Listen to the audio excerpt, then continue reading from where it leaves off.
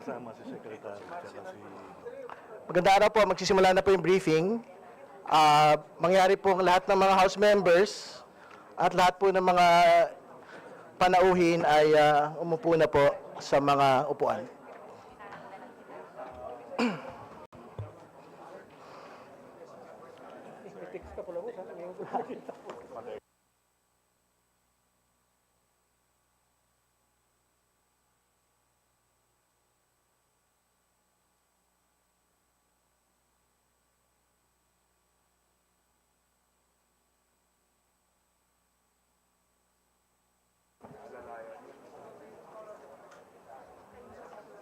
First term.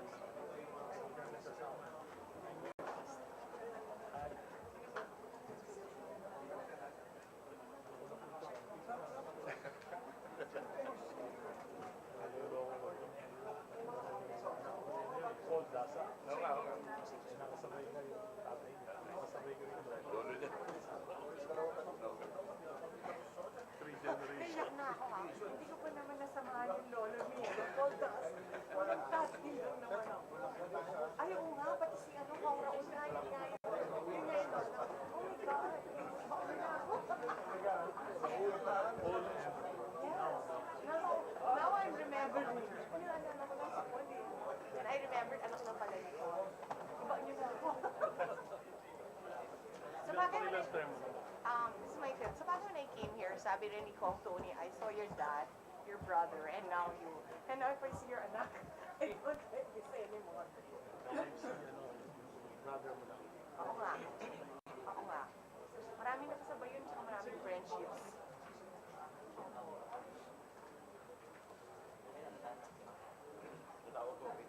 Maraming 3 generations nakasabay.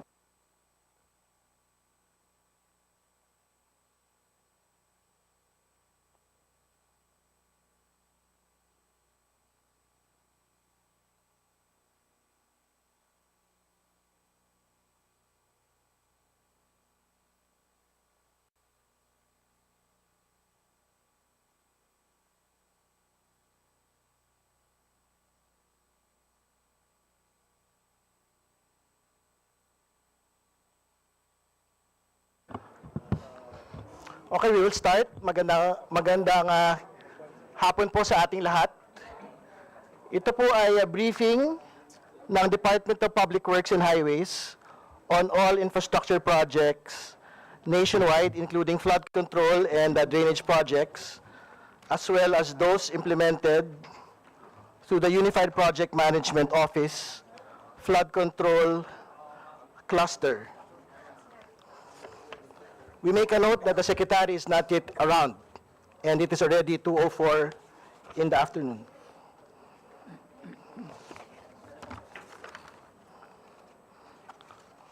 Okay, bago po ang lahat, babatiin po muna ang lahat ng mga kinatawanan na nandito po ngayong hapong ito.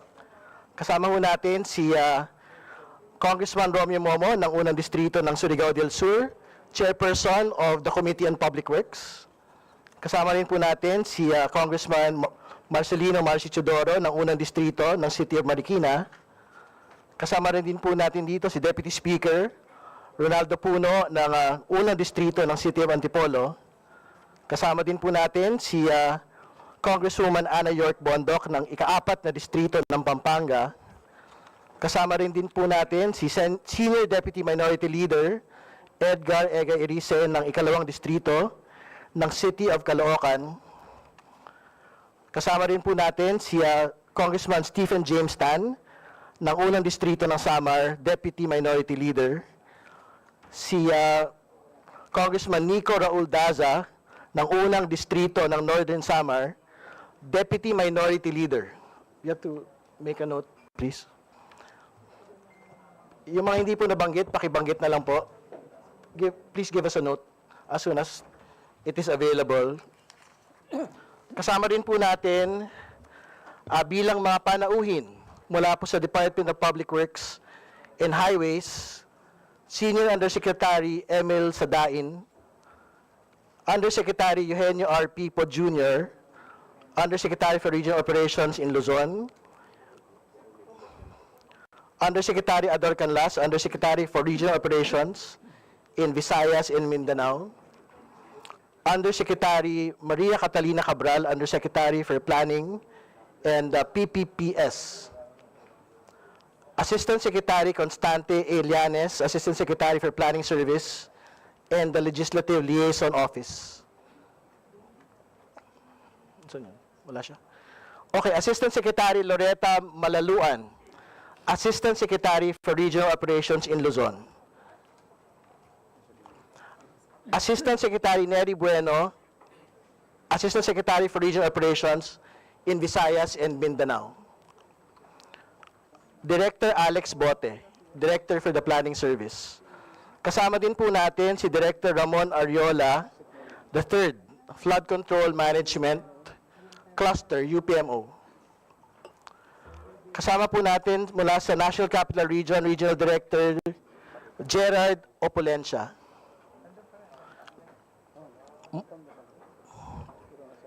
Andito po ba yung taga-CAR? Si Regional Director Kadadi D. Tanggol. Region 1, Regional Director Ronald Tan. Region 2, Regional Director Matthias Malenab. Region 3, Regional Director Roselier Tolentino. Region 4A, Regional Director Jovel Mendoza. Region 4B, Regional Director Gerald Pacanan. Region 4, Regional Director Virgilio Eduarte. Region 6, Region 6, Regional Director Joel Impenco. Negros Island Region Director Regional Director Denise Maria Ayag. Okay. Region 7, Regional Director Danilo Villa Jr. Region 8, Regional Director Edgar Tabacon. Region 9, Regional Director Kayamombao Dia. Region 10, Regional Director Lilibeth Aparecio. Okay po. Region 11, Regional Director Juby Cordon. Region 12, Regional Director Basir Ibrahim. Region 13, Regional Director Alex Ramos.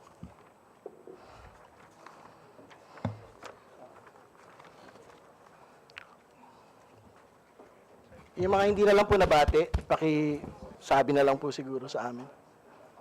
Ay, ito pala.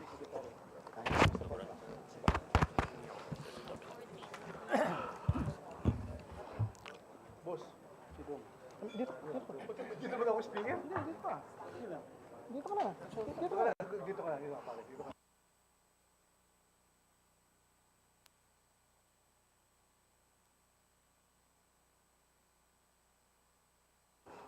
Kasama rin ho natin si Congressman Roger Mercado, former DPWH Secretary. At kasama na rin ho natin ngayon si Secretary Manny Bonoan ng Department of Public Works and Highways. Andito rin po si Deputy Minority Leader Laila De Lima. Yung mga hindi pa ho nabanggit, pakiabot na lang po sa akin yung listahan, please. Okay. Very important po yung briefing po ngayon ng DPWH, particularly because the President in the State of the Nation address mentioned very particular things, no? And I will have to quote him. Kamakailan lamang nag-inspeksyon ako sa mga naging epekto ng habagat, bagyong Krising, Dante at Emong. Kitang-kita ko na maraming proyekto para sa flood control ay palpak at gumuho, at yung iba, guni-guni lang. Huwag na po tayong magkunwari, alam naman ng buong madla na nagkakarakit sa mga proyekto. Mga kickback, mga initiative, errata, SOP, for the boys. Kaya sa mga nakikipagsabuatan upang kunin ang pondo ng bayan at nakawin ang kinabukasan ng ating mamamayan, mahiya naman kayo sa inyong mga kapwa Pilipino. Mahiya naman kayo sa mga kabahayan nating naanod o nalubog sa mga pagbaha. Mahiya naman kayo lalo sa mga anak natin na magmamana sa mga utang na ginawa ninyo na binulsan nyo lang ang pera. Para hindi na maulit, so this will not happen again. First, the DPWH will immediately submit to me, to the President, a list of all flood control projects from every region that were started or completed in the last 3 years. Second, the Regional Project Monitoring Committee shall examine that list of projects and give a report on those that have been failures, those that were not finished, and those that are alleged to be ghost projects. And third, we will publish this list. Isa sa publiko natin ang listahang ito. Kaya ang publiko na saksi sa mga proyektong ito ay malayang suriin sa listahan at magbahagi ng kanilang nalalaman para makatulong sa ating investigasyon. At the same time, there will be an audit and performance review regarding these projects to check and make sure and to know how your money was spent. End of quote. No? So very important po yung public briefing na ito and the future hearings relating to flood control projects because it is a presidential pronouncement and it is close to the hearts of the nation as to the status of these flood control projects in light of recent typhoons. No? So, binabanggit po ng Pangulo ilang mga bagay. Palpak at gumuho ng mga proyekto. So basically, ang pinag-usapan niya po dito yung mga substandard ng mga proyekto. Binabanggit niya rin po yung usapin po ng mga guni-guning mga proyekto. So basically, yung pong mga ghost projects. Ano? Binabanggit din po niya yung mga racket sa mga proyekto. Kickback, SOP, For the Boys, errata, initiatives. At naglatag ang Pangulo ng ilang action steps. No? Una, yung pagbibigay po ng listahan ng lahat ng flood control projects at i-determine po yung 5 mga bagay. Una, what has been started. Pangalawa, what has been completed. What were failures. Pang-apat, what were not finished. At panghuli, what were the ghost projects. No? At the level of Congress, as soon as the State of the Nation address was finished, House Speaker Martin Romualdez already made a clear response to the President's call. And he has been seeking a comprehensive congressional review of all infrastructure projects and fund implementation.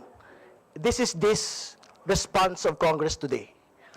And a particular focus will be on ghost projects, bloated contracts, chronic underspending, and abuse of discretion in fund realignment and procurement. And the Speaker himself stated very specific action steps. Una po, real-time public reporting of project progress and fund use. Pangalawa, mandatory compliance with performance standards by contractors and agencies. Pangatlo, national infrastructure audit framework to prevent misuse of public funds. No? So this Committee on Public Accounts meeting is the House's immediate response to the President's pronouncement in the SONA, and we will seek answers from government's infrastructure agencies on the following matters. First, the necessity of flood management and control systems. Second, the existence of regional river basin and river system river system master plans. Third, the impact of climate change, environment risks, and human activity on flood control systems. Fourth, the project cycle of flood control projects. Fifth, we would like to be able to get a report on flood control projects in the last 3 years as stated by the President, what had been started, what had been completed, what had been delayed, what were failures, what were not completed, what had not been started, what were substandard, and are there existence of ghost projects. Sixth, we would like to know the implementation impact of flood control projects that were placed in the National Expenditure Program versus congressional initiatives versus flood control programs which were congressional initiatives. We would like to determine whether there exists feasibility studies for both types of proposals. We would like to determine whether there were detailed studies for both types of proposals. We would like to determine whether there exists delay risks. We would like to determine what the department has actually undertaken on whether or not they have discretion to suspend implementation absent actual studies.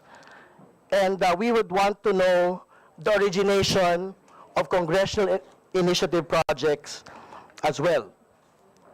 Seventh, we would like to get a report on the status of flood control projects during the most recent typhoons. Did the facilities fail? Where were the areas where the flood control facilities worked? Does the department take accountability for the floods? And finally, we would like to be able for, we would like for the central office and the regional offices to be able to make a report relating to all of these. No? Next, we would want to know for areas in the National Capital Region and areas within Manila Bay, whether or not there is an impact relating to floods on the Manila Bay reclamation that is being undertaken in different parts of Manila Bay. Next, we would like to get a list of contractors which implemented the largest flood control projects by project cost in the last 3 years. We would like to get a national list, and we would like to be able to get a regional list.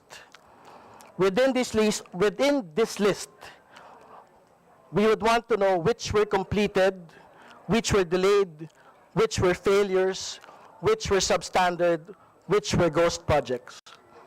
We would also want to know whether or not the department has already undertaken a blacklisting of contractors due to flood control project delays or failure, substandard implementation, or ghost projects. And finally, together with the House Committee on Good Government, we would like to be able to know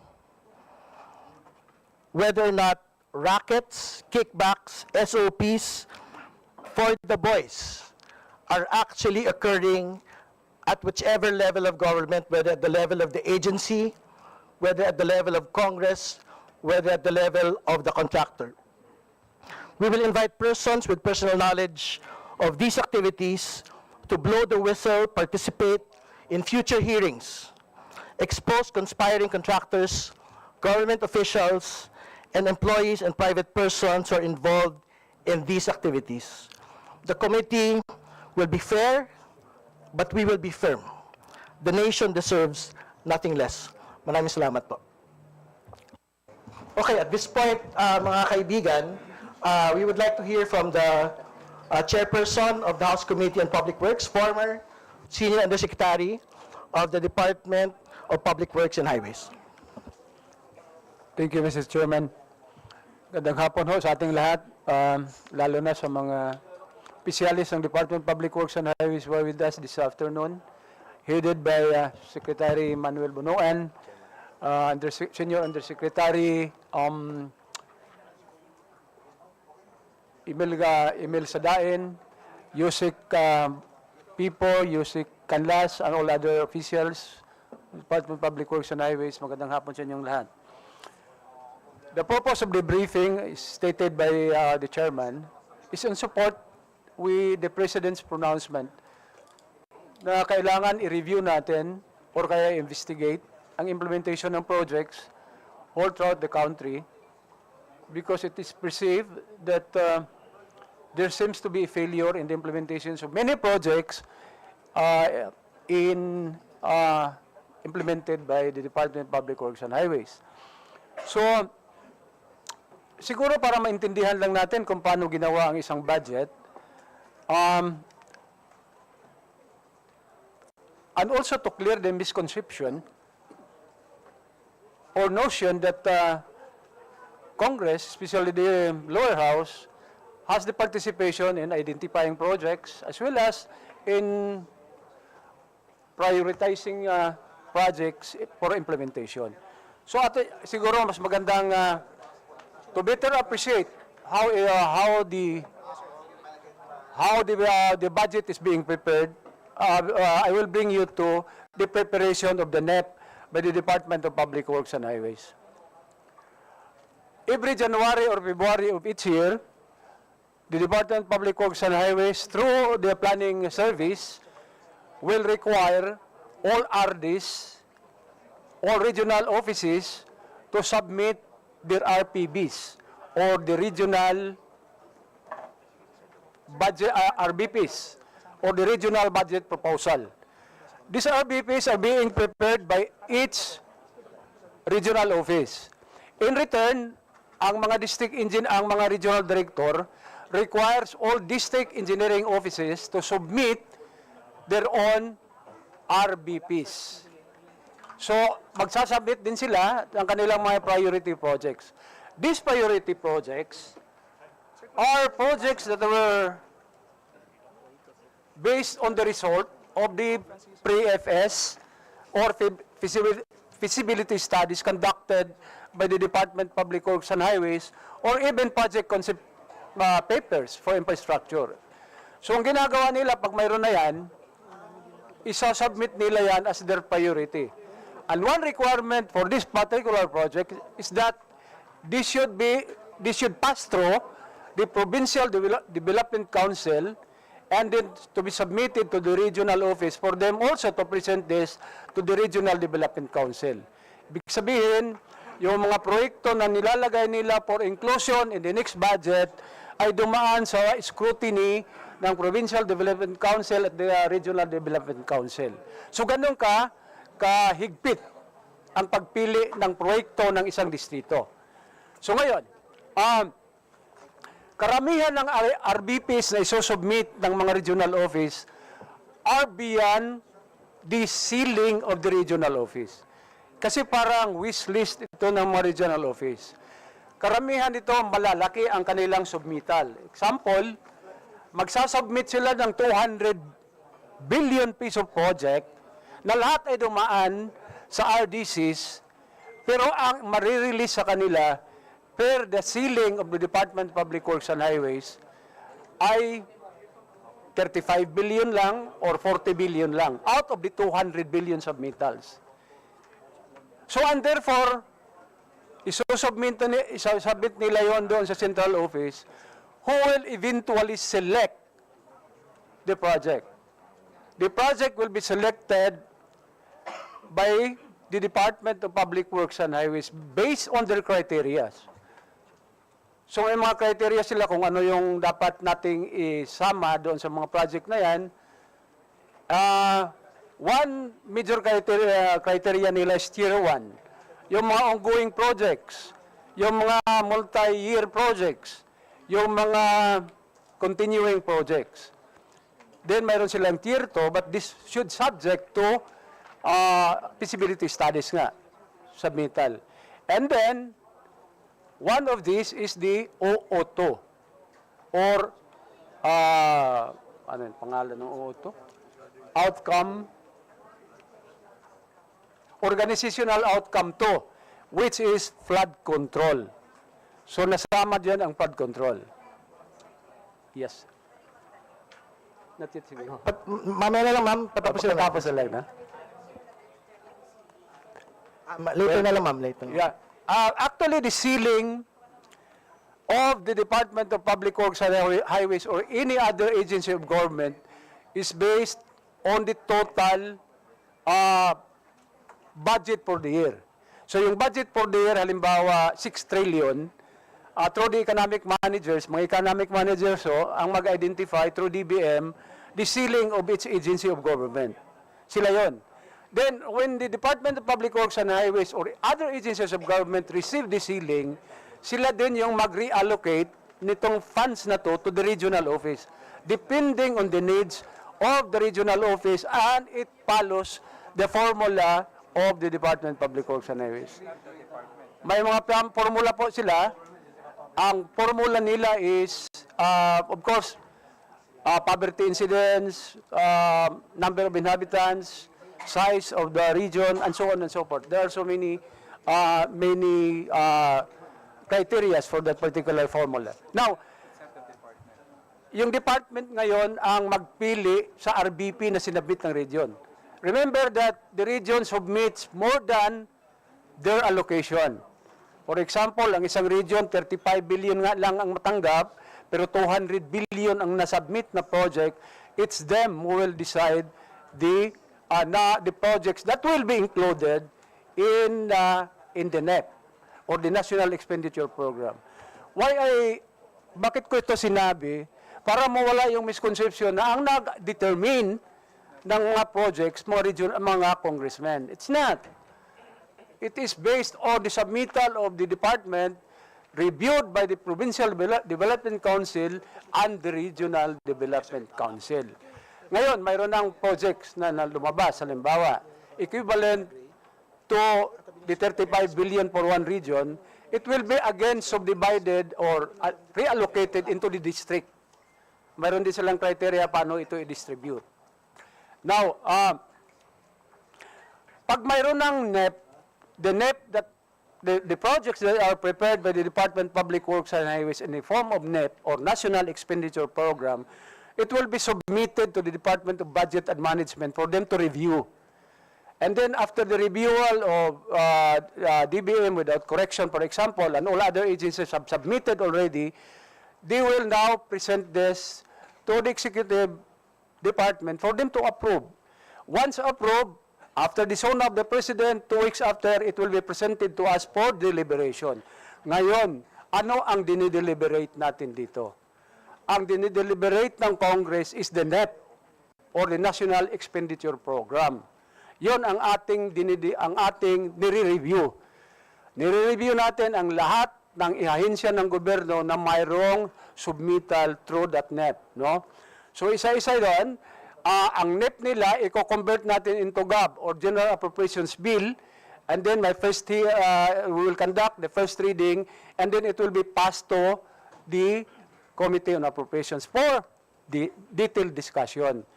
Ngayon, nadidiscuss natin yan, it passed through process, mayroong period of amendments kung saan binibigyan ang mga ahensya ng gobyerno to submit their errata. So may mga errata sila.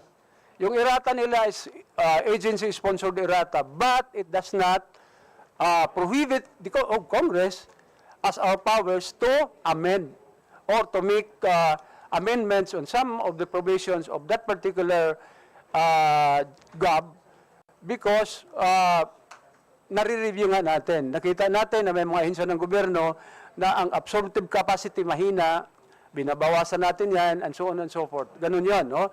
And after the approval, the third reading, it is submitted to Senate. So Congress is composed of 2 houses, the lower house and the upper house, and therefore, ang ating finished product, isasubmit natin sa kanila. Yun yun. I made this explanation para mawala lang yung pag-akala nila na tayo, ang mga membro ng Congress, ang naglalagay ng budget doon sa NEP. At saka yung ating nire-review ang NEP, National Expenditure Program, which originates from the Executive Department. Yun lang, Mr. Chairman. Maraming salamat, Congressman Momo. Yes, Mr. Chair, wala naman siguro nakikita tayong problema dun sa preparation ng NEP by the Executive at yung approval ng House dun sa ating GAB. Ang naging problema dito sa ating budget ngayon, hindi naman sa preparasyon natin dito eh. Ang naging problema dun sa BICAM, kung saan ang allegation may mga insertions na hindi na pag-aralang mabuti ng Department of Public Works and Highways. So, to simplify all these things, simple lang naman, ano ba yung mga insertions, ano ba yung mga proyekto na yon? Yun naman ang pinagmulan lahat eh. At palagay ko, nagkataon lang na napansin ng ating Pangulo na bumaha, nadamay na itong mga proyekto na ito. Ang dapat siguro nating tingnan dito, ano ba talaga yung mga flood control projects na pumalpak. So, to simplify, kasi kung iisa-isay natin lahat yan, hindi tayo matatapos dito. Siguro, we can just ask the DPWH to submit all these projects, tapos magkaroon tayo ng individual reviews per our regions, yung ating mga concerns na regions. Yun yung siguro pinakamaganda natin gawin dahil yung NEP, GAB, yan ay yung sistema natin. Hindi naman natin pwedeng baguhin na yan. It's our right as a representative of the people to propose amendments, to review the proposal of each department. So, hindi na mababago ito. Ang question lang, meron ba mga congressional insertions during the BICAM na hindi naman dumaan sa pag-aaral, especially the flood control projects, ng agency concerned. Maraming salamat, SDML Erice. Mr. Chair? Mr. Chairman, parliamentary inquiry, Mr. Chair. Is this an investigation or Not just yet, merely a it's just a briefing? briefing, still a briefing. So if it is a briefing, Mr. Chair, then we just let the department to present to us. Then later on, I will questions about the implementation, how this project has been prepared. We'll just let the department first present to us the programs of the project, Mr. Chair. Well, before giving it to Secretary Bonoan, we'd like to get some remarks first from Congressman Mercado, former DPWH Secretary.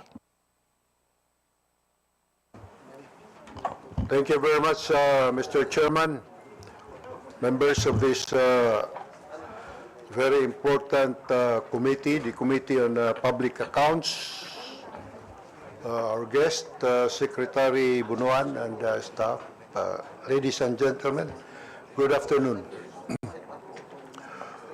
The Department of Public Works and Highways has always been true to its mandate in providing the projects and recommending them to Congress for approval. And true to its mission, indeed, of all the departments, I would say, because I was there, been there, and as a secretary of the Department of Public Works and Highways, and now on my 8th term as a member of Congress, I can say that the Department of Public Works and Highways has always been in the forefront of providing us the infrastructure advices and preparation of the projects which our different provinces are really requesting or wants to be implemented in order that, of course, we will also progress like the other provinces. And so I can really attest that the Department of Public Works and Highways, even then under the leadership of Secretary Bunuan, he has always been there, and he is now in the helm of the department.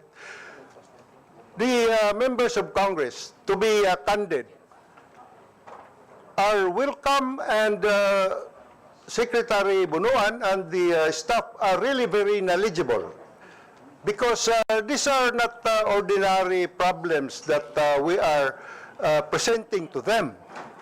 The Department of Public Works and Highways is a technical arm, the technical arm of the government.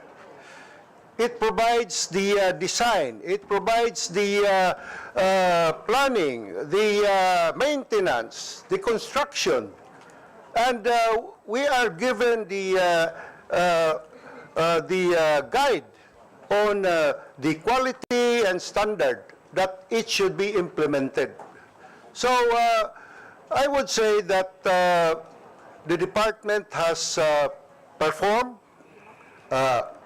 We should, instead of giving them problems, I think we have to focus in encouraging them to perform their work. Because in these trying times, we all should be helping each other. We cannot solve this problem if we will not be united. The problem is there. We know that it is caused by climate change. It's there already. Even before, when I was still a student, 3 decades ago, in Moraita, in España, in Recto, even in Mindoro, there was already flooding. How much more today? When we have already 15 million citizens living in the metropolis and contributing at least 1 kilo of garbage a day. So I think really, Secretary Bunuan, I would, as a former secretary of the DPWH and the rest of us here, we would like to commend you and continue what you are doing now, cleaning our esteros, the Pasig River. You have been good in that. Do something with our pumping stations. Continue. Perhaps it's the right time today because it's already a sunny day. We can already work. But to all, I would say that the enemy of our highways is the rain. Pagbasa talaga ang kalsada, hindi natin pwedeng galawin, hindi natin kasi mas lalong masisira. But they are prepared already. All the equipments, the materials to pave and make the necessary asphalting projects are there already in the field. So now I think you can move ahead, go ahead and focus on your work as the Department of Public Works and Highways because we are there and we will always see to it that we will support your program. Only that perhaps, my dear colleagues, of course our budget is very limited, but I think the department is very sympathetic to us because they know that we are with them in providing assistance in terms of infrastructure development in our respective district. Thank you very much, Secretary Bunuan. Thank you very much, Chairman Terry Ridon. Maraming salamat po, Congressman Mercado. Bago natin na pagsalitain ang atin pong butihing secretary, basahin natin muna yung roster po ng members na dumating. Una po si Congressman Antonio Tony Pet Albano, 1st District of Isabela, former Deputy Speaker. Kasama rin po natin, bago natin makalimutan, kinatawan po ni House Speaker Martin Romualdez. Kasama po natin ngayon ang Special Advisor to the Speaker, former Senior Deputy Speaker, si Honorable Aurelio Dong Gonzales Jr. Kasama rin po natin si Congresswoman Maria Angela Garcia, 3rd District, Bataan. Congressman Adrian J. Advincula, 3rd District, Cavite, Deputy Majority Leader. Congressman Marlo Bangcoro, 1st District, Zamboanga, Sibugay. Congressman Albert Garcia, 2nd District, Bataan, Senior Vice Chair, Committee on Appropriations. Congressman Eulogio Leo Rodriguez, Lone District of Catanduanes. Congressman Jesus Manuel Bong Suntay, 4th District, Quezon City, Deputy Minority Leader. Congressman Alfredo Pido Garbin, Party List, Ako Bicol. Congressman Leandro Legardo Leviste, 1st District, Batangas. Congressman Kenneth Gatchalian, 1st District, City of Valenzuela. Congressman Joel Chua, 3rd District, City of Manila, and Chairperson of Good Government and Public Accountability. Congressman Rolando Valeriano, 2nd District, City of Manila, Chairperson, Committee of Public Order and Safety. Congressman Franz Pumaren, 3rd District, Quezon City, Chairperson, Committee on Transportation. Congressman Jerry Evangelista Perez, 2nd District, City of Zamboanga. Congresswoman Elisa Olga Co, 2nd District, Masbate. Congressman Antonio Tonico, 1st District, Masbate. Congresswoman Jennifer Lagbas, 1st District, Misamis Oriental. Excuse me.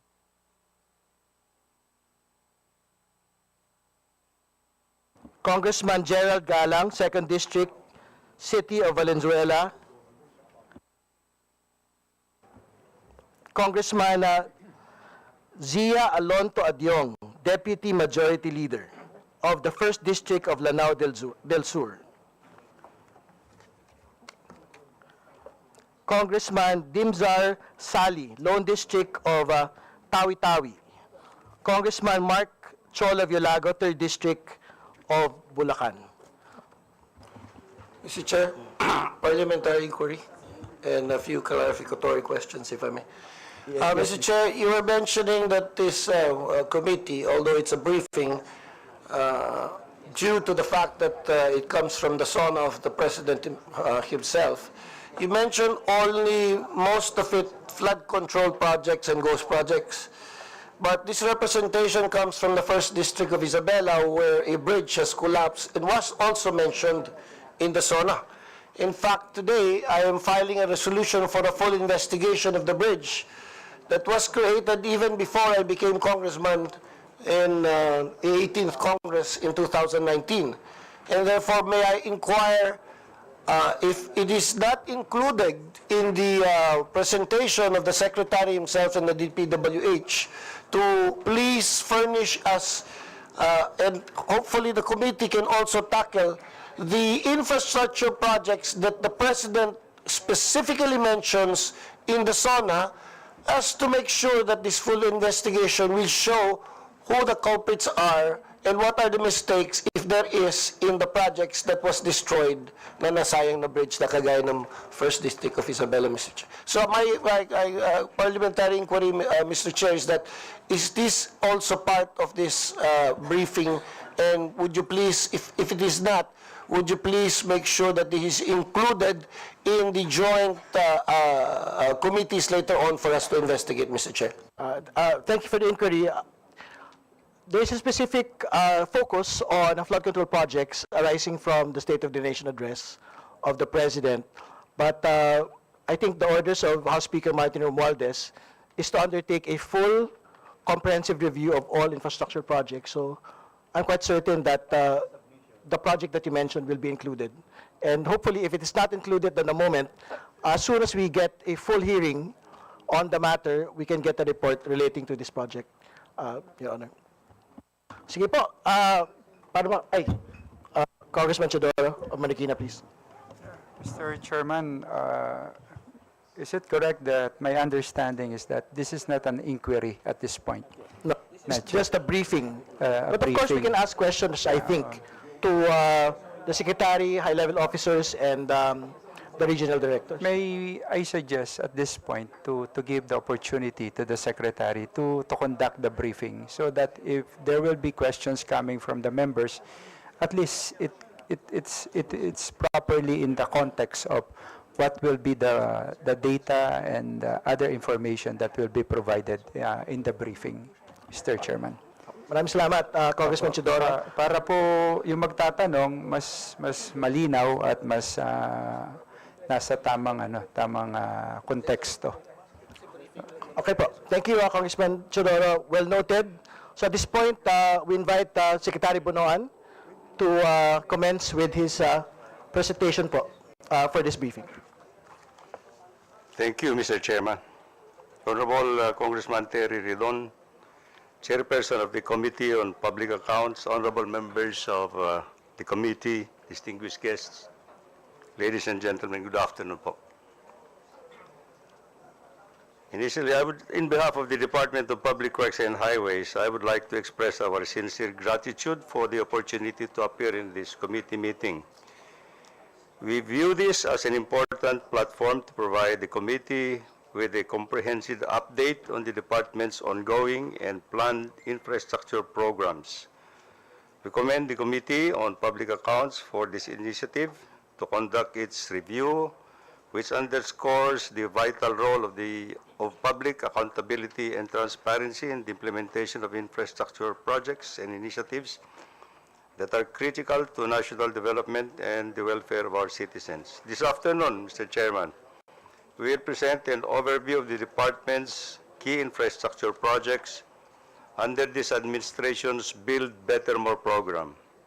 These include road networks, bridges, expressways, and most notably our flood mitigation and drainage programs designed to address the increasing frequency and severity of flooding due to climate change and rapid urbanization. We will also provide updates on the project implementation and challenges we are facing on the ground, particularly in terms of right-of-way acquisition, procurement bottlenecks, and coordination with local government units and other stakeholders, among others. We recognize that efficient and timely delivery of public infrastructure not only supports economic growth, but also builds public trust in government institutions, such as the Department of Publics and Highways, which remains committed to ensuring that every project is guided by the principles of good governance, value for money, and responsive to the needs of our communities. We look forward to your guidance and insights as we continue to enhance the transparency, effectiveness, and impact of our infrastructure projects. Thank you very much, Mr. Chairman. At this point, Mr. Chairman, if you will allow us, we have a presentation to make that we will run through the members of the committee on the developments on the programs and projects of the department, how the projects evolved over the years, how the budgets have been finally enacted, and what are the status of these projects, Mr. Chairman. Yes, Mr. Secretary, please proceed. Mr. Chairman, there are a few slides that we want to point out. The first slide that we are showing here is actually the total budget of the Department of Public Works and Highways from 2021 to 2025. You will notice the growth of the budget of the Department of Public Works and Highways. The blue lines are actually the projects, the budget of the department that were finally approved under the General Appropriations Act. That is from fiscal year 2021 to fiscal year 2023. In fiscal year 2023, the General Appropriations Act budget of the department is a total of 894.166 billion, or 14% higher than the 2022 budget. In 2024, the national expenditure program level of the department was 882.2 billion pesos. However, the approved General Appropriations Act budget of the department has been 12% higher, with a total amount of 997.855 billion pesos in 2024. I'll go into the details of this later on. In 2025, the national expenditure program level of the department was 900 billion pesos. However, in the General Appropriations Act, the total level of the budget of the department for fiscal year 2025 is 1.088.8 trillion pesos. Let me go to a presentation on the capital outlays. The capital outlays and the capital outlays that we are showing now comes from 2023, 2024, the National Expenditure Program in 2025, and the General Appropriations, final budget for the department under the General Appropriations Act.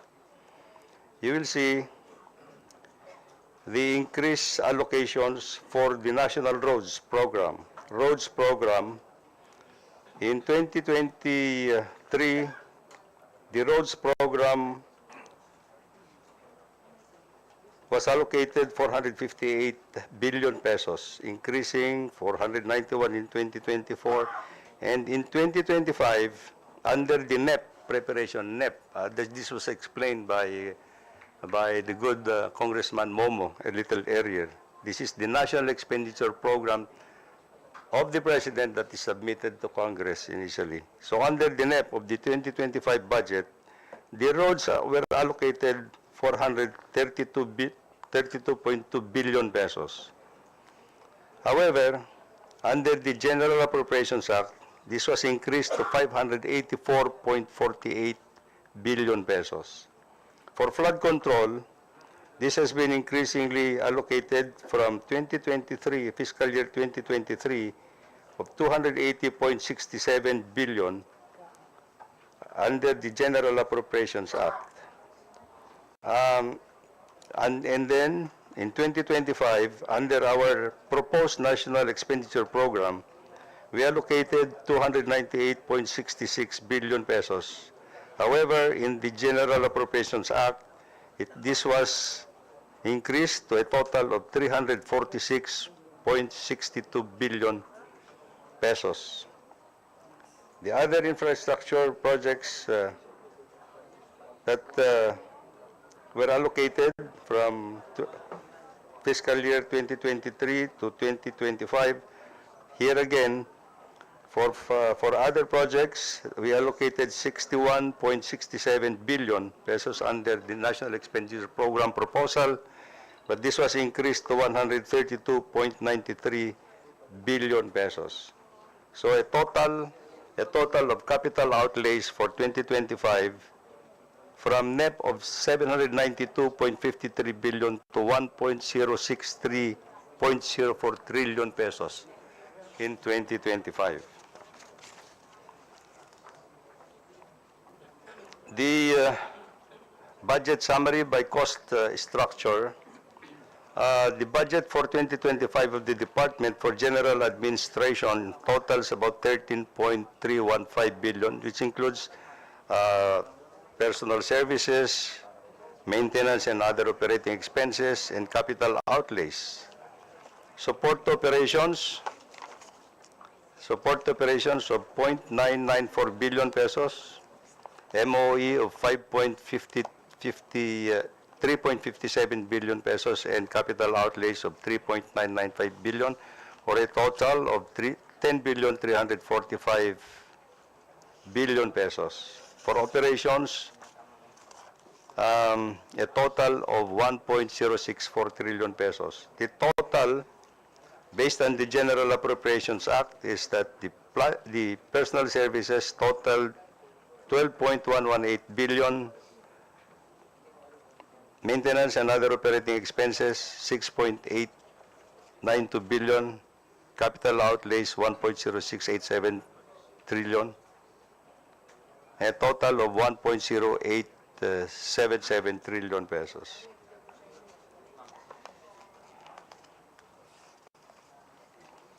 For fiscal year 2025, the total DPWH budget increased by 90.92 billion pesos, or 9% compared to 2024 General Appropriations Act. Capital outlays make up the majority at 1.068 trillion pesos, with 1.045 trillion pesos allocated for locally funded projects and 23 billion pesos for foreign assisted projects, which had allocation in 2024, as this was funded in the General Appropriations Act. Non-infrastructure capital, mainly for equipment, increased by 0.15 billion pesos, or 30%, from 50 billion pesos in 2024, 500 million to 660 million pesos in 2025. Personal services went up by 2%, while MOE decreased by 4%, comparing from GAA to GAA. Now, let me just go to the the outlook of our maintenance and operating expenses breakdown from 2023 to 2025. For fiscal year 23 to 2025, under our NEP, National Expenditure Program, the total budget proposal for road maintenance of national roads, routine maintenance for national roads, flood control, public buildings, floating equipment, repair, maintenance of safety devices, and MOE, total to about 25.55 billion pesos. What came out in the General Appropriations Act is a merely 6.83 billion pesos. In 2024, again, in the National Expenditure Program, we proposed a similar amount of 25.55 billion pesos. In the General Appropriations Act, it came out 7.16 billion pesos. And in 2025, the proposal is 25.77 billion pesos, and what came out in the General Appropriations Act is 6.89 billion pesos. What is very staggering here is actually the allocations for maintenance have been significantly depleted. Say, for example, in 2025, the allocation for maintenance of national roads was supposed to be 14.64 billion pesos. What came out in the General Appropriations Act is only 1.67 billion pesos. This is supposed to be the maintenance of 33,000 kilometers of national roads all over the country. Again, routine maintenance for bridges. Our proposal is 960 million pesos. What came out in the General Appropriations Act is only 460 million pesos. This is supposed to be computed on a equivalent maintenance kilometerage. This is a scientific allocation for all the maintenance allocations in every district.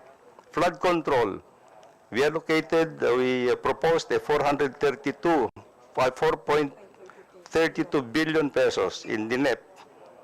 What came out is 1.06 billion pesos, and so forth and so on. So out of the 2025.77 billion pesos, only 6.89 billion pesos came out in the General Appropriations Act. Sorry, can we return, please, to the previous slide? I think a point needs to be made about the cut on road maintenance. It is something that we have been seeing in the last couple of days as a result of the floods. There is no money for road maintenance today. Is that correct? Well, Not just, but in the last couple of years. In Because the of the last- cut from the proposal going into the BICAM and going into the JA. Is that correct, Secretary?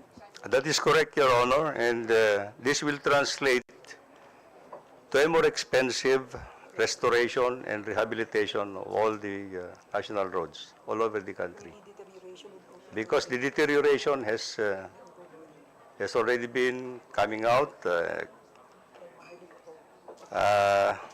and the problem is, scientifically, if a road starts to deteriorate, it is going to be exponential, Your Honor. If you don't do something about it, it will just break. It will just break continuously. Well, Before proceeding, Secretary Bonoan, so there has been a cut in the road maintenance from the NEP to the GAA. So of course, the next question before going to the next slide would be, where did the cut actually go? Because well, we will probably come out to later on, Mr. Chair. We'll present where did it go. Mr. Chair. I see Congressman Marcy muna, please. Tanong lang, it is very practical. Kung alam natin na magiging problema yung maintenance, may effort ba, Secretary, na magdagdag ng pondo para sa maintenance? Or are you proposing, not only now, but in the past, to increase the funds for road maintenance? Well, we are just, Your Honor, I think what we are trying to put into the budget is the minimum requirement for maintenance. Because we understand, I think many of the other efforts that the department is undertaking now is actually the rehabilitation of deteriorated pavements at this point in time. So, the minimum requirements for maintenance is what we are trying to put it into the budget. That is for routine and periodic maintenance. Okay, Congressman Suntay, please. Thank you, Mr. Chair. Mr. Chair, while the report made by the good secretary is appreciated, I believe that information we can get by just reading the GAA. We call this hearing to get into the bottom of the problem. Ang kailangan natin siguro malaman, as mentioned by Congressman Erice, magkano yung total insertion, kanino napunta yung total insertion, natapos ba, at kung may delay, bakit nagka-delay? With regards to the problem with maintenance allocation, I think ang usapin na ito is with regards to flood control. Tsaka na natin balikan yung kakulangan sa maintenance appropriation dahil pinatawag natin yung briefing for flood control precisely. Thank you. Thank you very much, Mr. We Chair. noted, Congressman Suntay. Thank you. Secretary Baran, you can proceed, please. Well, I think I'll just skip the other. No, we would want the nation to be able to understand how the Public Works Department actually work. So even previous to actually talking about congressional insertions, we have to be able to understand the project cycle, why flood control systems are important. Is it only about flood control systems, or is it also about responding to the environment? There are many questions. Forgive my step-by-step, no, on the matter, but it is very technical, and I think the public deserves to be able to understand that it is not as easy to understand all of these things. Chair, ito pong briefing na ito, nakikinig yung mga kababayan natin. Ang tinatanong yung baha, bakit nangyari ito, especially in the National Capital Region, we're supposed to be sophisticated in terms of flood control. So dapat siguro, unahin nating masagot yon. Kasi po, tinatanong ko, yung Department of Public Works po ba, alam niyo ba talaga kung ano yung primary reason bakit may pagbaha? Is it climate change? Is it the Dolomite Beach?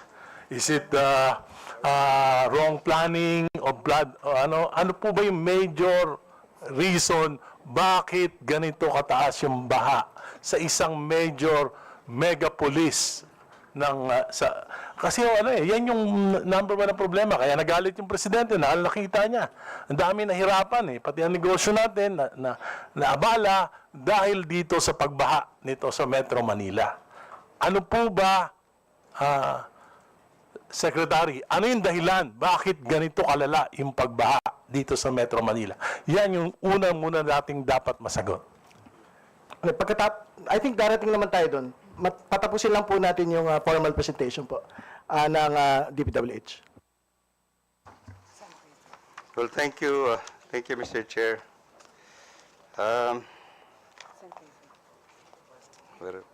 Nasaan ako? Let me go through the allocations for budgetary allocations over the years. Let me start with roads, then I will come to flood control later on. In our core mandate of the department is actually for the for national roads, for the national roads program, which involves about 33,000 kilometers of national roads now. This includes actually asset preservation program, and the Network Development Program, and of course the Bridge Program. For fiscal year 2025, the Asset Preservation Program rose sharply by 58% from 56.4 billion pesos from 96 to 96.92 billion pesos in the NEP to 153.35 billion pesos in the GAA. This reflects our clear shift towards preventive maintenance, particularly asphalt overlay instead of new construction.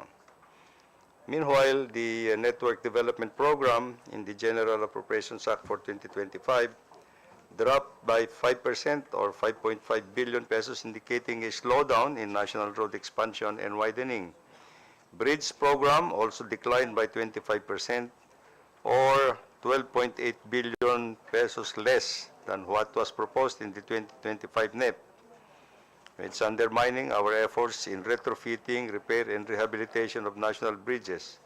Overall, the General Appropriations Act is visibly prioritizing preservation, especially preventive maintenance over expansion. Now, for flood control or flood organizational outcome 002, which is actually protect lives and properties against major floods.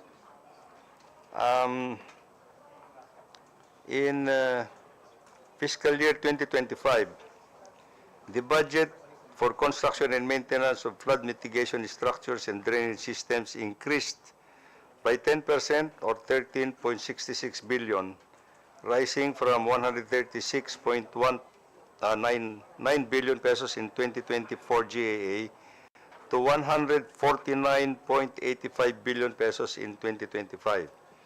Meanwhile, allocations for flood mitigation within major river basins and principal rivers is slightly increased by 0.25% from 225 million pesos from 90.53 billion to 90.75 billion pesos. We also provide allocations for convergence programs actually in our budget, Mr. Chairman. And these are with other agencies like from Katuparan is actually our convergence program with the Department of Transportation, which dropped sharply from 1.62 billion pesos from 541 billion pesos to 3.79 billion pesos, reflecting a cut of 29.9% cut. Tourism declined also slightly declined by 4.26% from 6.38 billion to 6.11 billion, consistent with DPWH's stand to limit tourism roads to those evaluated through the tourism master plan. And ROLIT is actually a convergence program with the Department of Trade and Industry, which supports industry and trade linkages went down by 0.8%, from 5.63 to 5.58%. And TICAS is actually our convergence with the Department of National Defense, was increased by 721 million pesos or 14.4%, from 5.01 billion to 5.73 billion pesos. Now, here's a program, a special support program for local infrastructure projects, and which we call sustainable infrastructure. This is sustainable infrastructure projects alleviating gaps. Now, these are local projects which actually the allocation jumped to 94.5% or 110 billion pesos from 116.89 billion in the NEP to 227 billion pesos in the GAA. Now, basic infrastructure program is more than tripled, rising from 222% or 137.2 billion pesos from 61.83 billion pesos to 199.03 billion pesos. Combined, all these figures show that special support program expanded massively in the General Appropriations Act, becoming the fastest growing program in the DPWH, far outpacing both our core programs from national roads and flood control projects. Now, let me just go to the foreign assisted projects briefly, Mr. Chair. For context, foreign assisted projects were completely zeroed out in 2024 under the General Appropriations Act, despite being allocated 70.7 billion pesos in both the 2023 National Expenditure Program and the GAA. This was a major cut that disrupted ongoing loan-funded projects. For fiscal year 2025, foreign assisted projects were restored in the NEP at 70.7 billion pesos, but the final GAA retained 23 billion pesos, a decrease of 67%.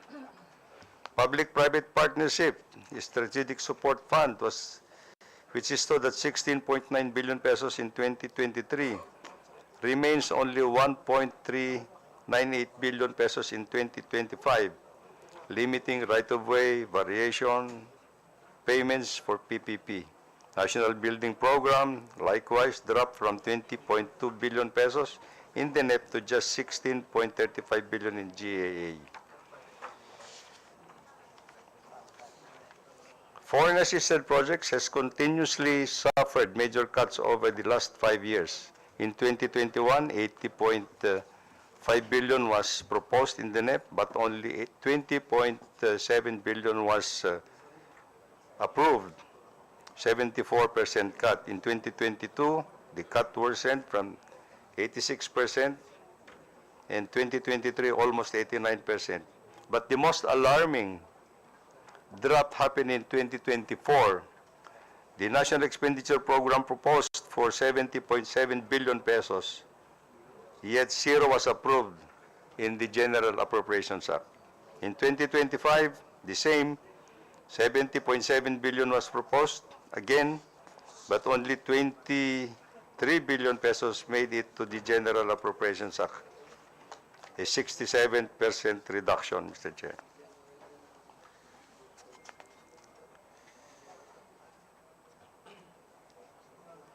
Now, let me just go to, I think this is the final presentation, Mr. Chair, the budget reductions from the NEP to the General Appropriations Act. One of the most persistent challenges in DPWH is the reduction of the proposed budgets from national expenditure to the General Appropriations Act, especially for strategic and preparatory components critical to implementation. From fiscal year 2023 to 2025, the biggest cumulative cut hit the foreign assisted projects from 181.16 billion was slashed across 3 years. This includes full zeroing out of the FAPs in 2024. Next, right-of-way funding with a total cut of 103.5 billion pesos over the last 3 years. This severely affected our project delivery and causes delays, especially in major road and bridge projects. The reduction in preliminary and detailed engineering budgets from a total of 50.59 billion pesos, compromising the timely preparation and quality of designs. Without this, early investments projects are either delayed or poorly scoped. The drop of maintenance and operating expenses at nearly 56 billion limits the ability of our office to sustain daily maintenance operations for national roads, bridges, and other infrastructure. Also, public-private partnership strategic support fund was reduced by 27 1.36 billion pesos. This curtails our readiness for our ongoing public-private partnership.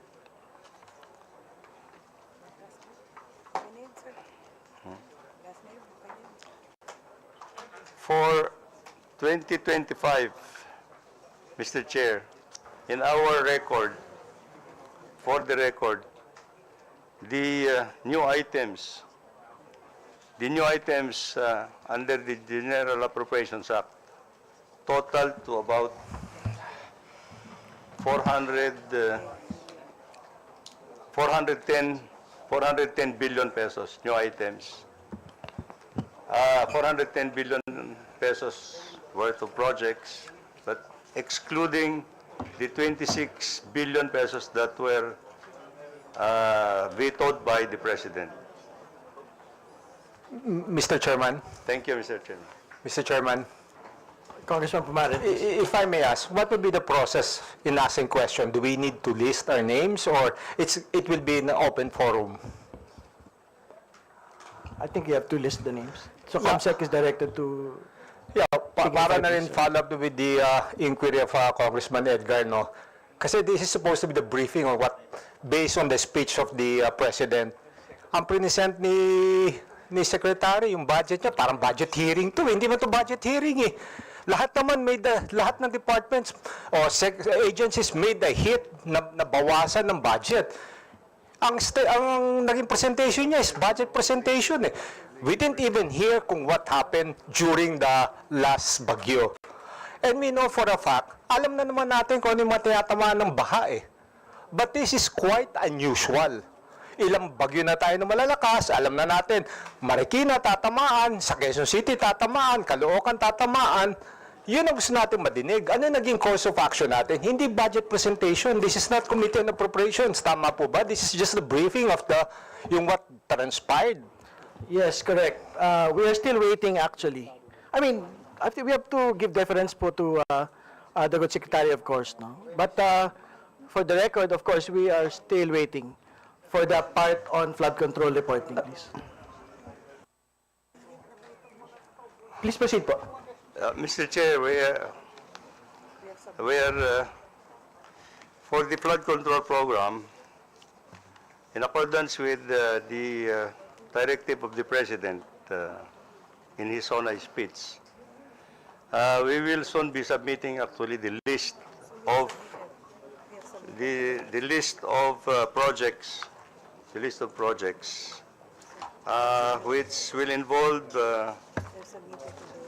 which will involve 9,856 completed projects from July of 2022 to May of 2025.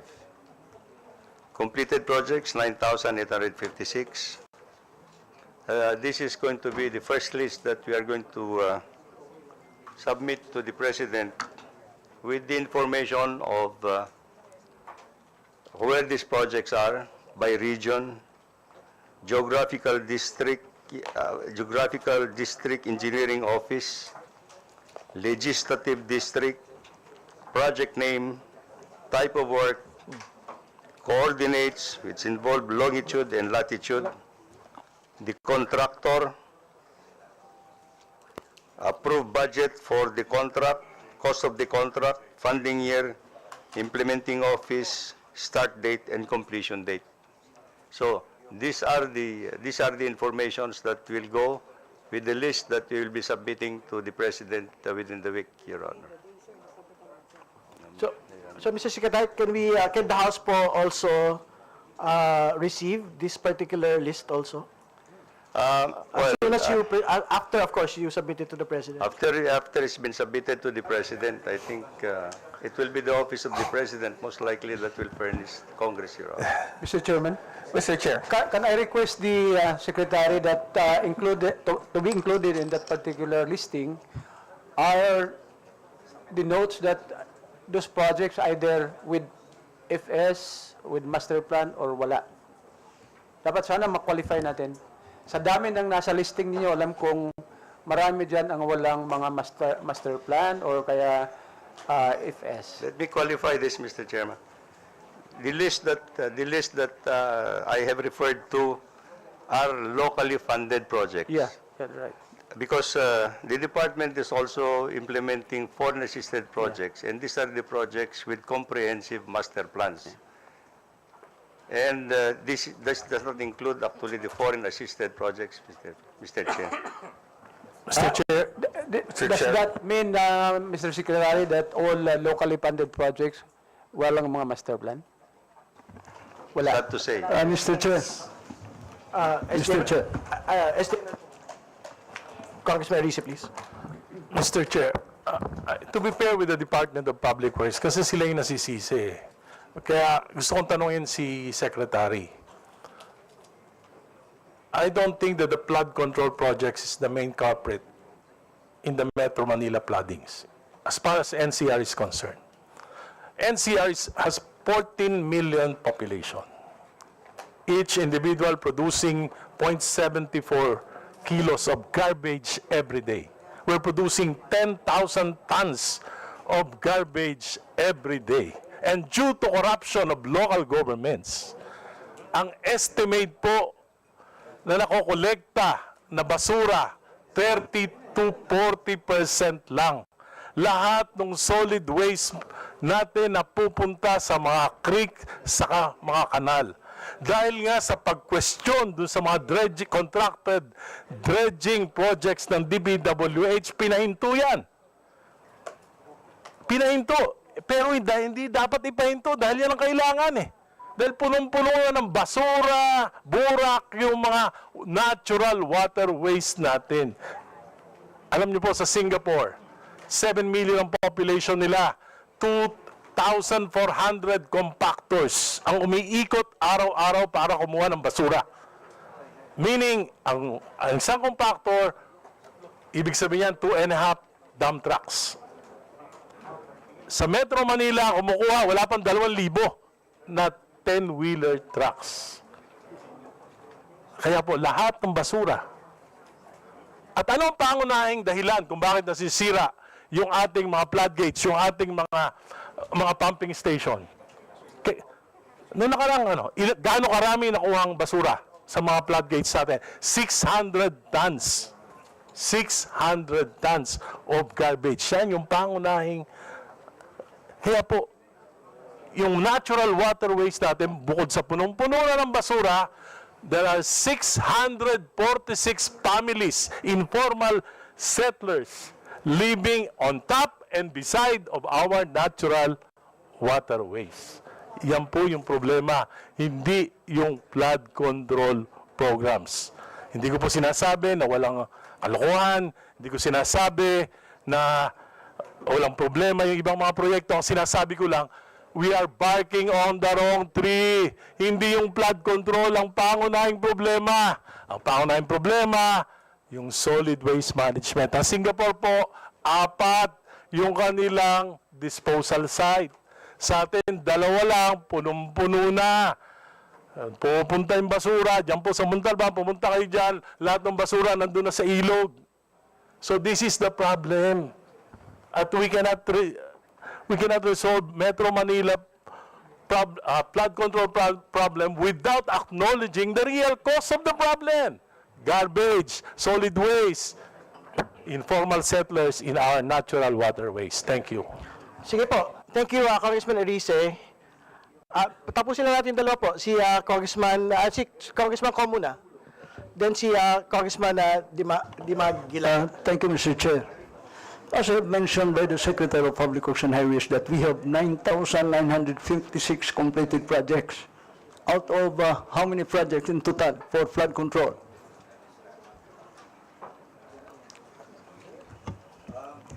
Your Honor, this is the total number of projects that we have completed since 2022, no? July of 2022. So do we have a slippage out of that projects?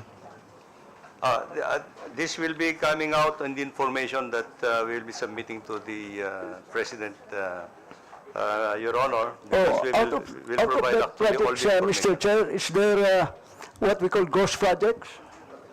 I think we will reach that point. So I would Congressman. like to appeal to the chair is to submit all necessary document from the time it was bidded up to the last collection, so that this will be our basis of our investigation. Ano, plus that this document will be altered or rectified. That's all, Mr. Chair. Congressman De Maguila, please. Mr. Chair, good afternoon po. I share the view of Congressman Erice dun sa problem. Kaya lang po, yung problem na yun is only for Metro Manila cities. No? Tandaan po natin, meron po tayong Laguna Lake. Yung sinabi po niyo is punong-puno ng basura, silt ang mga waterways. Yung mga waterways po ay papunta po ng Laguna Lake. Ang mga cities along the Laguna Lake ay baha po. Sinasabi po ng mga kasama natin dito yung binaha. That means past tense na po yan. Nawala na po yung baha sa inyo. Sa City of Binyan, Santa Rosa, Cabuyao, part ng Muntinlupa, Santa Cruz, as far as Santa Cruz, hindi po kami past tense. Present tense po kami. Baha po kami ngayon. Hanggang baywang po ang baha sa amin. And the sad part is, hindi lang po ito present tense. Future tense din po ito dahil babagyo pa, madadagdagan pa po ang tubig, basura sa Laguna Lake. And that is why I will be expecting the moment na mag-submit ng NEP ang DPWH, ay makikita po ng mga taga Laguna Lake, yung sa area ng Laguna Lake, ano ang plano ng DPWH sa heavily silted at punong-punong basurang Laguna Lake. So, not only that, in-expect din natin, marami na naman po kasi nag-propose dito eh.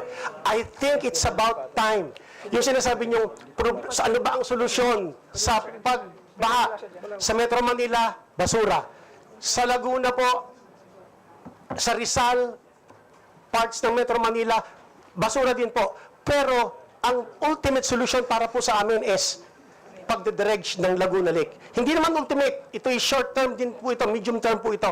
Dahil, lahat po ng sinasabi niyong waterways, ang tubig pong dumaan sa inyo, ang ending po ay Laguna Lake. And that is why I think ang DPWH po should address this problem. Dahil, expectant po ninyo, hindi na po pag-uusapan po ito sa media dahil hindi naman pwedeng i-cover ng media ang mga cities along the Laguna Lake ng araw-araw, linggo-linggo, buwan-buwan.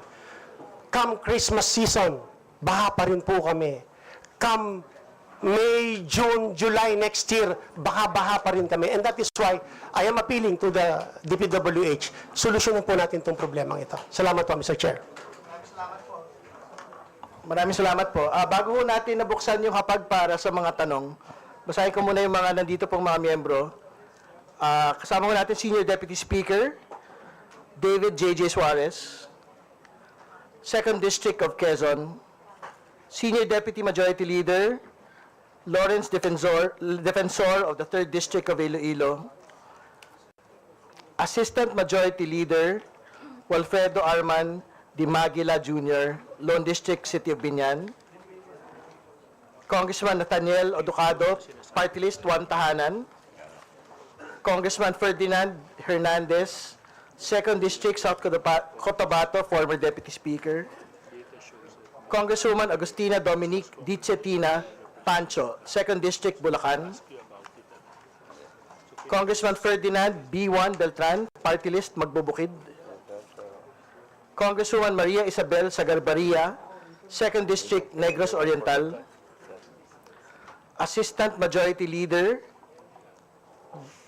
by Dimple Mastura, Lone District, Maguindanao del Norte, Congresswoman Flora Bellatco, Party List Nanay, Congressman De Carlo Uy, 1st District, Davao del Norte, Congressman Leonel Ceniza, 2nd District, Davao de Oro, Congressman Mark Anthony Santos, Lone District, City of Las Piñas, Congressman Noel Bong Rivera, 3rd District, Tarlac, Congressman Faustino D. III, 6th District, Isabela, Chairperson, Youth and Sports Development. Congresswoman Arlene Ayon, Party List Suerte. Congressman Ernesto Dionisio, 1st District, City of Manila, Deputy Majority Leader, Senior Vice Chair, Committee on Ways and Means. Congressman Eduardo Rama, 2nd District, City of Cebu. Congresswoman Audrey K. Zubiri, 3rd District, Bukidnon, Assistant Minority Leader.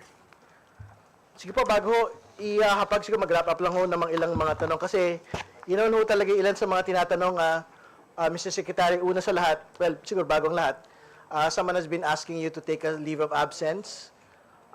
What did you actually say to the person asking you to take a leave of absence? That you are open to take a leave of absence, is that correct? In my interview, Your Honor, I said I would be open to whatever would the President tells me to do so, because flood control is just one of the one program that we are implementing in the department. We have many more big projects that we are implementing in the department. So, well, I said I'm open for as long as it's a prerogative of the President. And I'm speaking as chair. I don't think the committee is asking you to take a leave. Mr. Secretary, very important for government to be able to work together to address the roots of the problem relating to flood control, to the problem of flooding, and unless and until there is something that would show, that would warrant to ask a person to take a leave of absence, then that is the only time that we will support it, but we have not seen it today. So I think I can speak for the committee that we are not asking you, Mr. Secretary, to take a leave of absence. Thank you, Your Honor. Mr. Chair, yes, regarding that comments of the Secretary taking a leave of absence, I don't think that it's necessary to investigate all of these things. Maybe we can just propose for a third-party evaluation, not from the government, but from a reputable private sector or an NGO who can really make a third-party evaluation of all these projects, of all these flood control projects. Would you agree to that, Mr. Secretary? Thank you.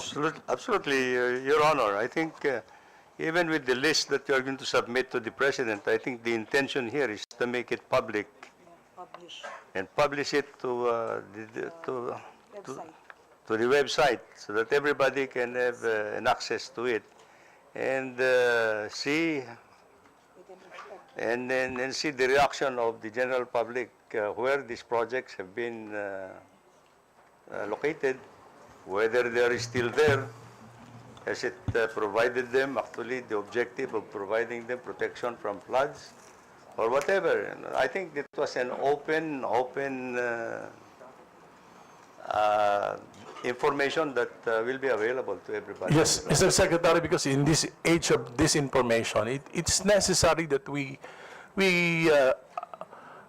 commission a reputable and technically equipped third-party evaluator. What would you say to that, Mr. Yes, Speaker? I think we would agree, Your Honor.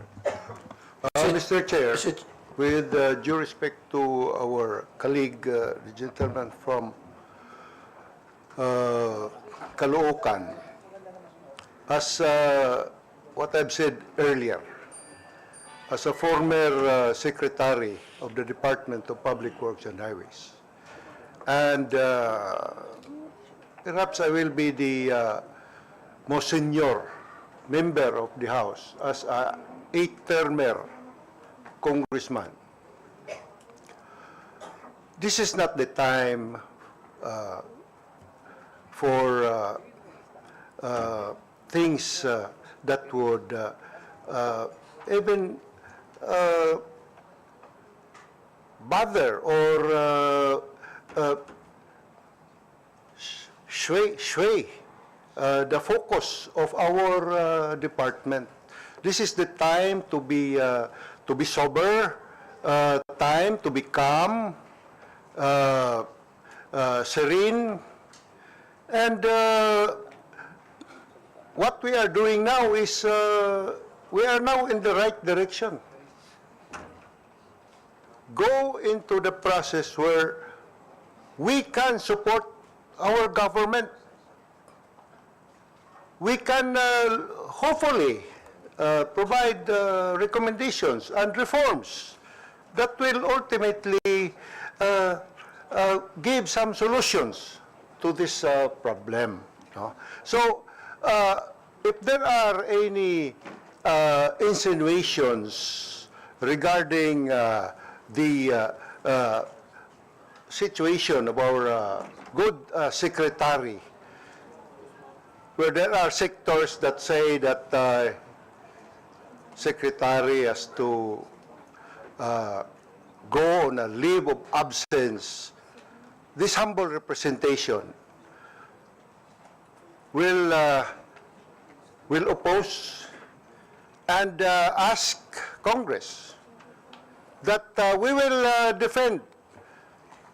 We will let the secretary do, and he is as what he is doing now. He is already doing something to alleviate this flood problem.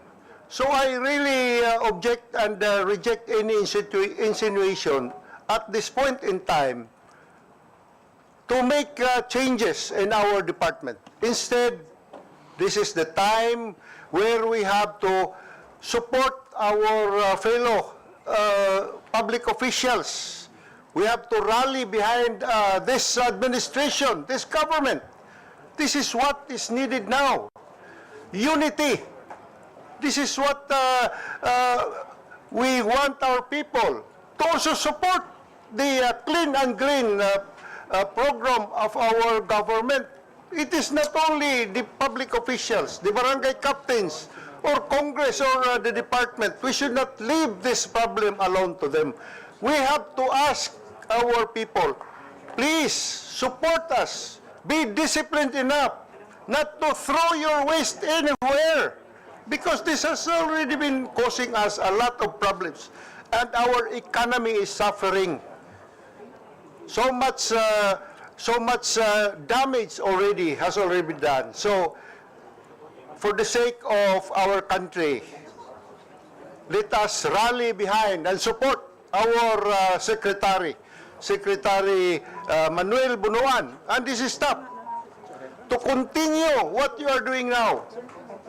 You have been doing, and continue until there will be an alleviation to this problem.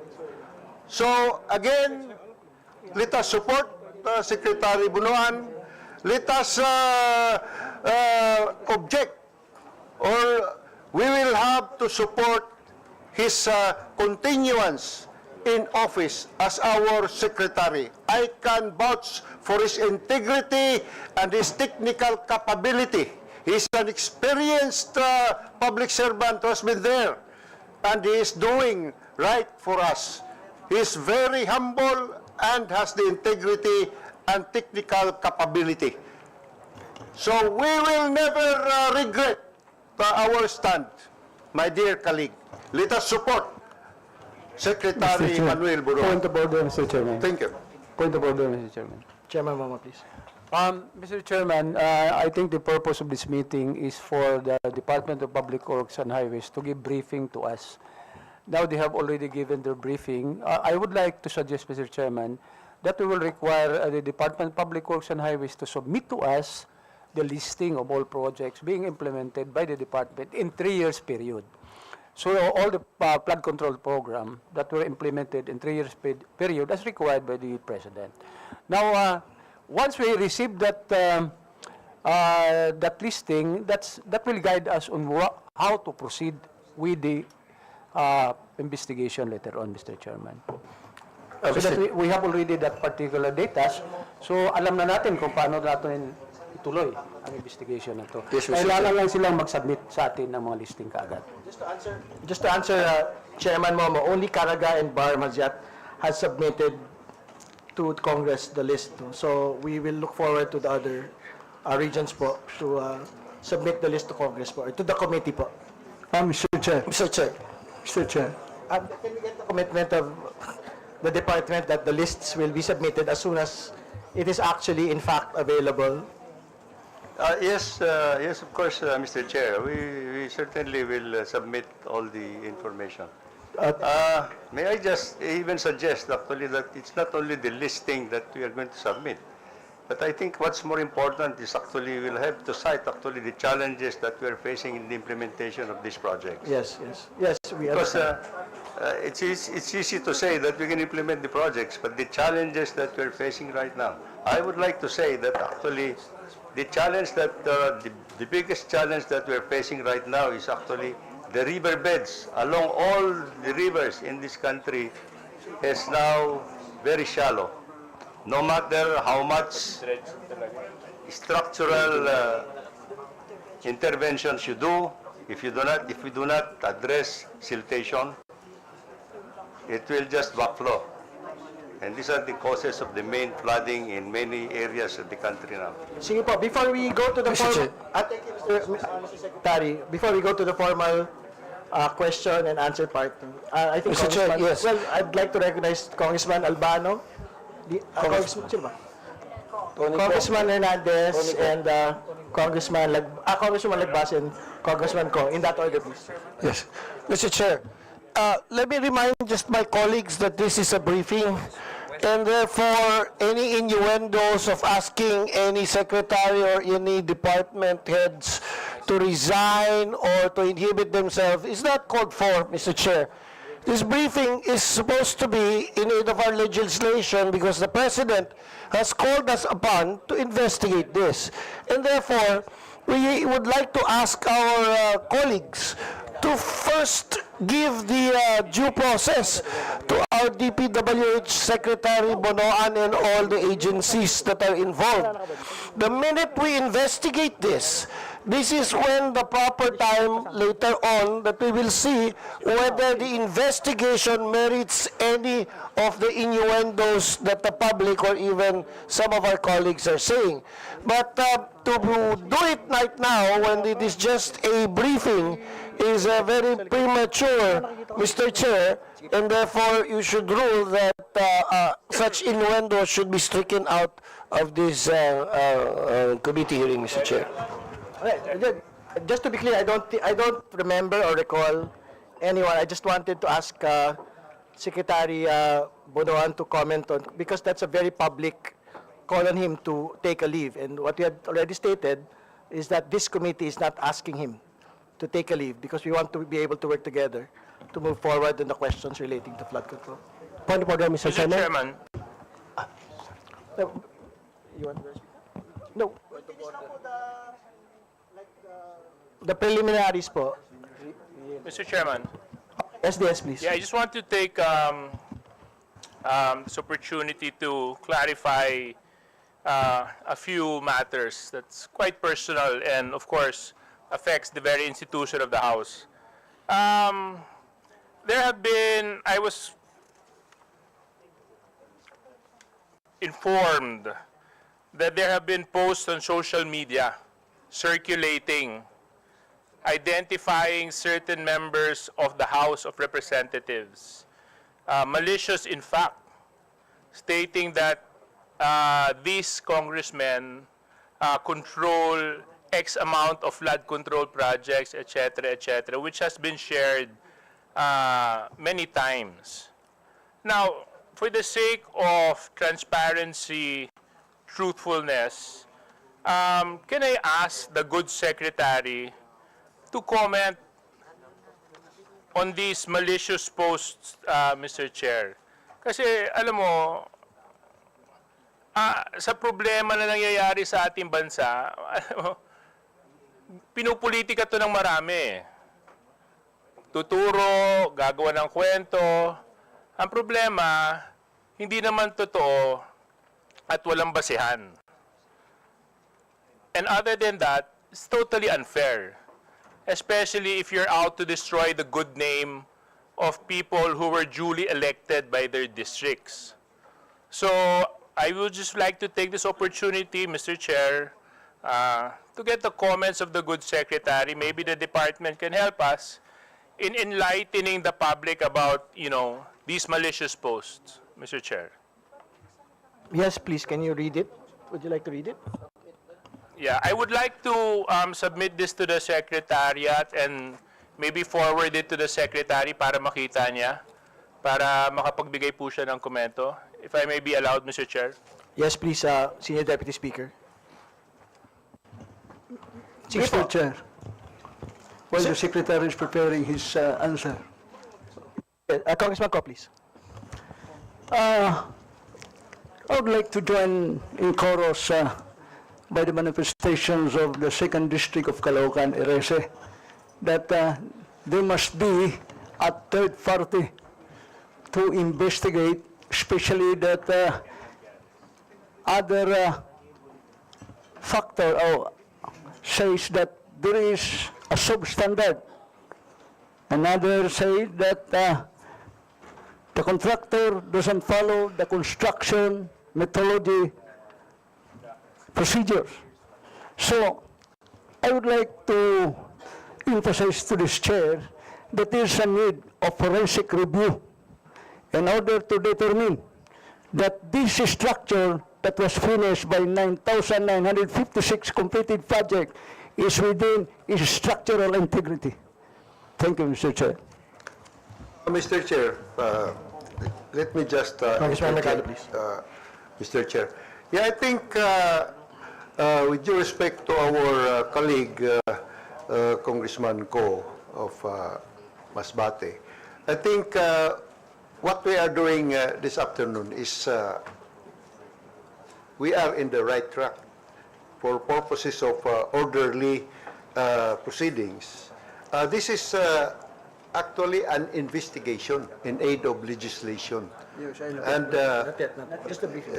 whatever it is, the product of this, Mr. Chair, with due respect, is part of the our study or data where hopefully it can provide us some information in making some recommendations purposely for this issue or topic on flood control. So this is a sort of, if I'm correct, this is a sort of a third-party briefing which might lead to some informations that could provide us the information that our good gentleman is actually requesting. Because indeed that is a valid request. So let us continue. Congress, hopefully after the briefing we can move to continue these proceedings and hopefully arrive at a better perhaps recommendation and solution, because this is what is really urgently needed. Solution to flooding. So let us give this committee a chance to proceed. And then after that, we can discuss among ourselves, the members, and how we can go about this. We cannot complete this in actually one day. No, we have to evaluate everything. So thank you very much. Mr. Chair. Mr. Chair. Comment on the our Congressman colleague. Elise, please. Yes, with due respect to our colleague, it's the President of the Republic of the Philippines who insinuated corruption. That is why it's very unfair if there will be no results. So I don't think that we have the absorptive capacity or the technical capability to determine whether these projects are defective or not. It's only for a technical group like a third-party evaluator. So, papabor po ito para sa Department of Public Works. Alam ko, mag-a-agree sila dahil mali po yung allegation. Kung mali yung allegation, mapapatunayan nila na mali.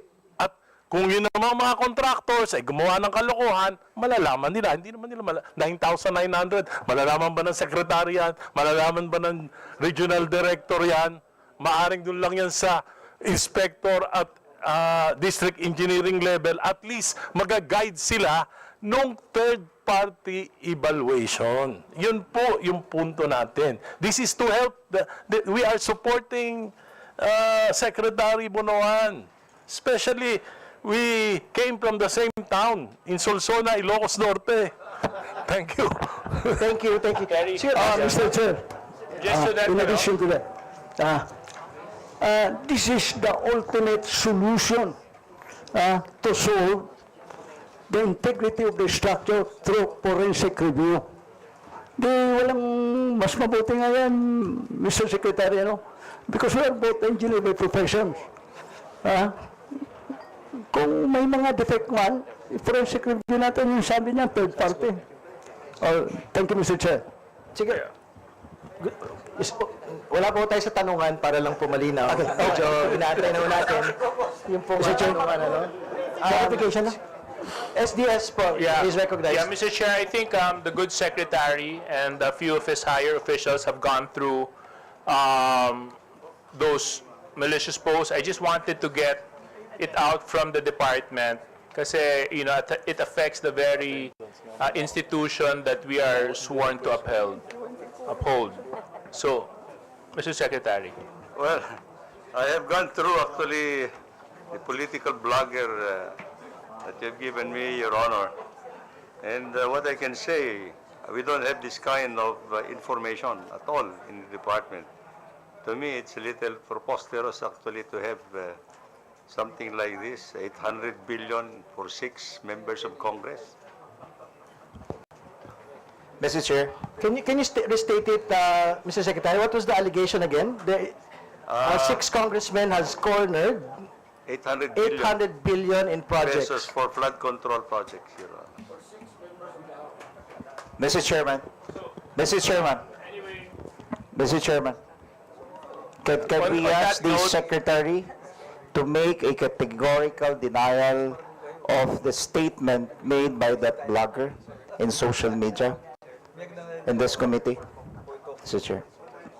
It's actually now that it is now open for me to respond, Your Honor.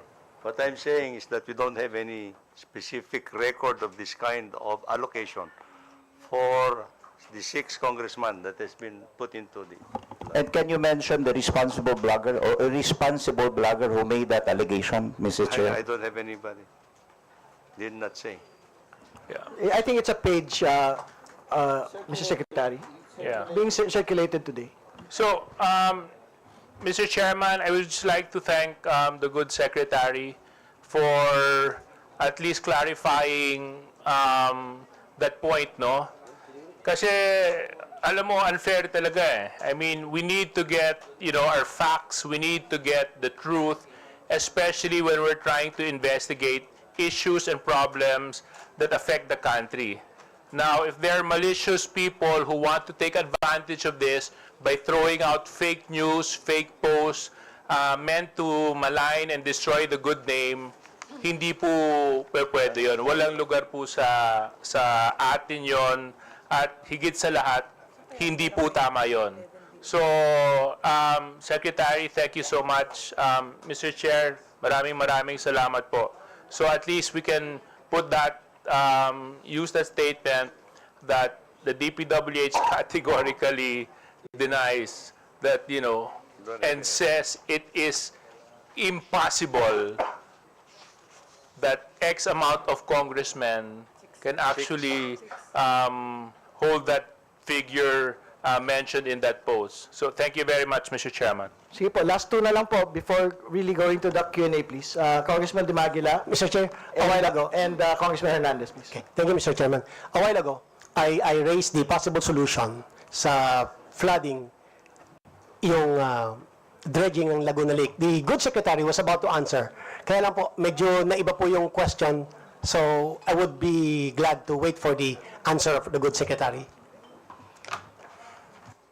Yes, please, Mr. Secretary, please proceed. Your Honor, I think, yes, as I mentioned earlier, one of the persistent problems now that we are facing right now is actually the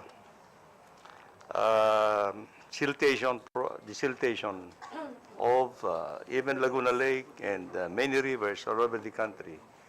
Because I think this is what we observed when we entered into this administration, that for the last many, many years, I think there has not been any concerted dredging and desilting efforts. And actually, when we saw the problem, we have been trying actually to address the issues. And this is what we were trying to do actually by putting up some funds actually to equip our people, our district and regional offices, to equip them with dredging equipment so that the process will be done by administration in the department. But sad to say that the budgetary allocations, as I presented, were actually did not materialize over the years. Now we are going again to raise it or to put it into the budget into 2026. And hopefully, we shall then be able to get actually all the equipment that we need to start actually the desilting and dredging operations, especially in the principal rivers, Mr. Chair.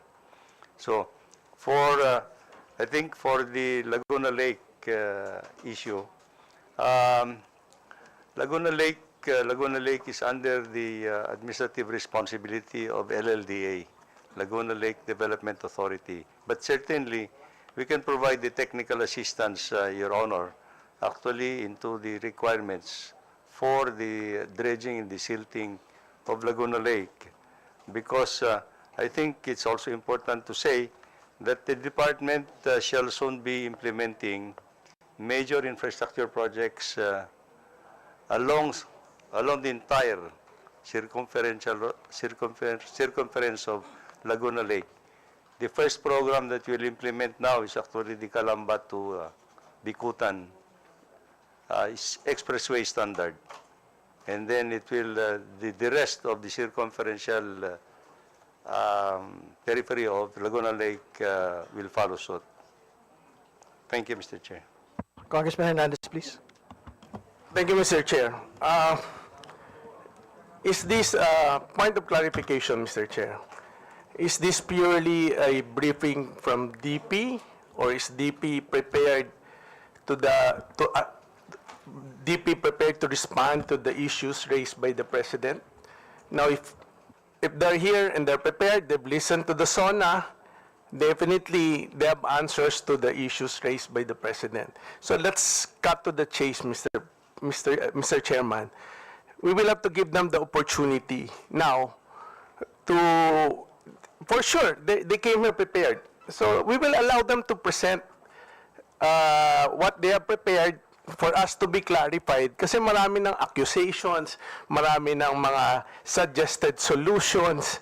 Eh, hindi pa tayo maabot doon, Chairman. Hindi pa tayo na-brief. What is the real situation of the flood control, not only of Metro Manila, but the entire country? And you don't need a rocket science to determine the message of the President and what the President wants. So, this is the opportunity for DP. Marami kasing pangalan na may mention. Hindi pa tayo maabot doon sa the real situation of the flood control. Ilan ba yan? Sino ba nakakuha niyan?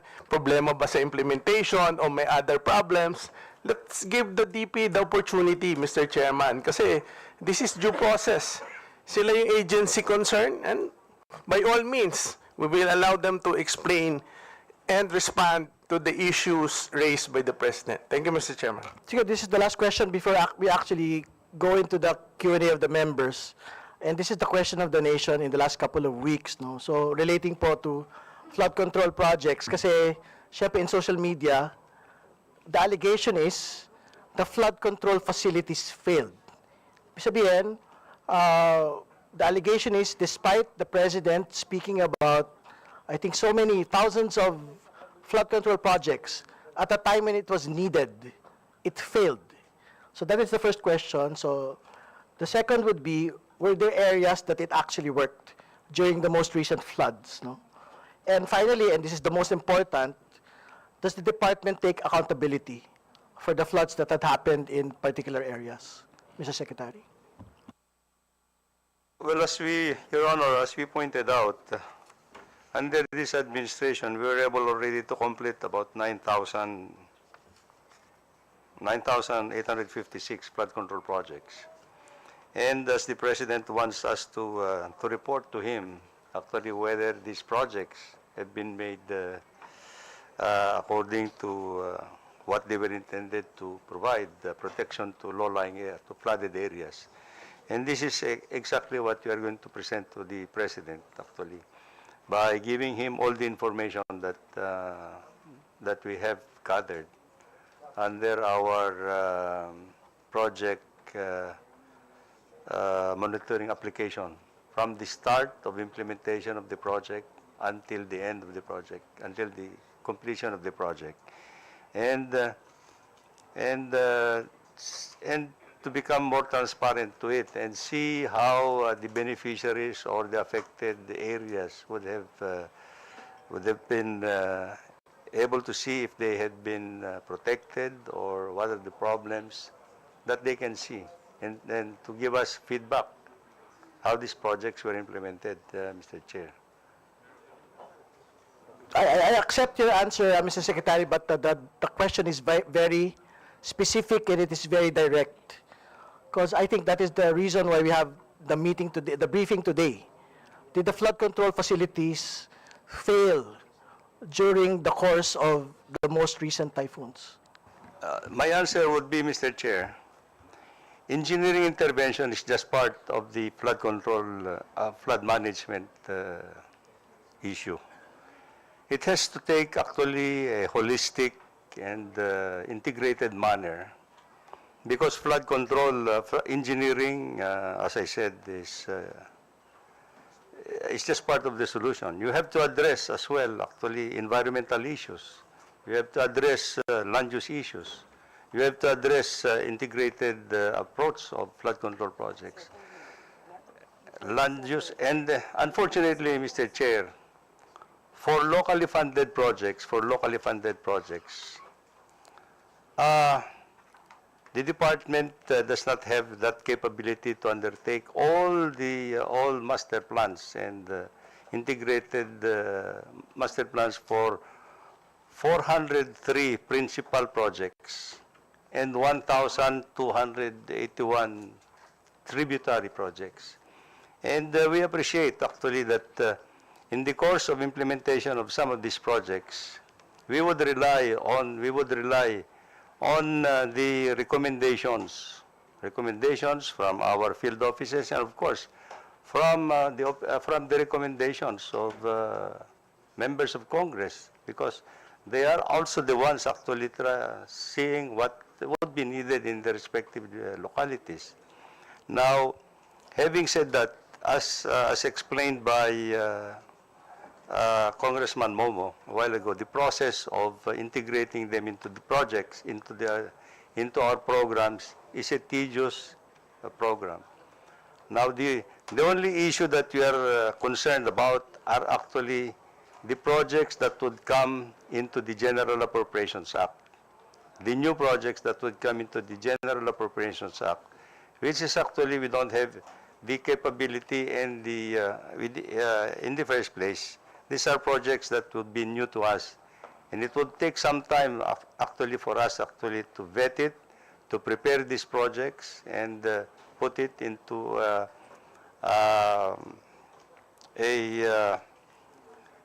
technically viable project. And these are the challenges that we face, Your Honor, at this point in time. We accept the response, Mr. Secretary. Of course, thank you for discussing the particular details. Of course, the question also is, and to be fair to the department, there are also areas where the flood control projects actually work. Is that correct? Can you provide specific instances, at the very least in Metro Manila? Kasi po, as an example, in Marikina, I think people there were expecting that they were going to get flooded, but in fact, they were not flooded in the last 2 weeks. No? So, can we give examples po in which the flood control facilities actually work? Yes, Your Honor. Actually, for Metro Manila, it's a little different scenario. For the Department of Public Works and Highways, let me put it in proper perspective. Flood management in Metro Manila is under the responsibility of MMDA. This has been taken out of the department long time ago. When we transferred lock, stock, and barrel to MMDA at one point in time, Mr. Chair, in accordance with their charter. Now, having said that anyway, the department continued to provide technical assistance to the Metropolitan Development Authority in coordination with them. And even at this time, under the World Bank Assisted Program, the department is now in the process of rehabilitating the major pumping stations to increase their discharge capacities at this point in time. We should be able to complete 32 pumping stations by early next year. For Metro Manila, there is a big project that we are implementing right now under the Pasig Marikina Flood Control Program. And this will involve actually even dredging of Marikina River, and probably the implementation of other structures that would initially store floodwaters from the Sierra Madre. And this will be in the program actually for the next several years, Your Honor. So this is why in Metro Manila, I think there has been some significant improvement, particularly in the Marikina area, Your Honor. Thank you, Mr. Secretary. We can proceed to the questions of the House members, but we'd like to acknowledge po the members who are here. Congressman Reynaldo Salvacion, Lone District of Marinduque. Congressman Vincenzo Renato Luigi Villafuerte, 2nd District, Camarines Sur.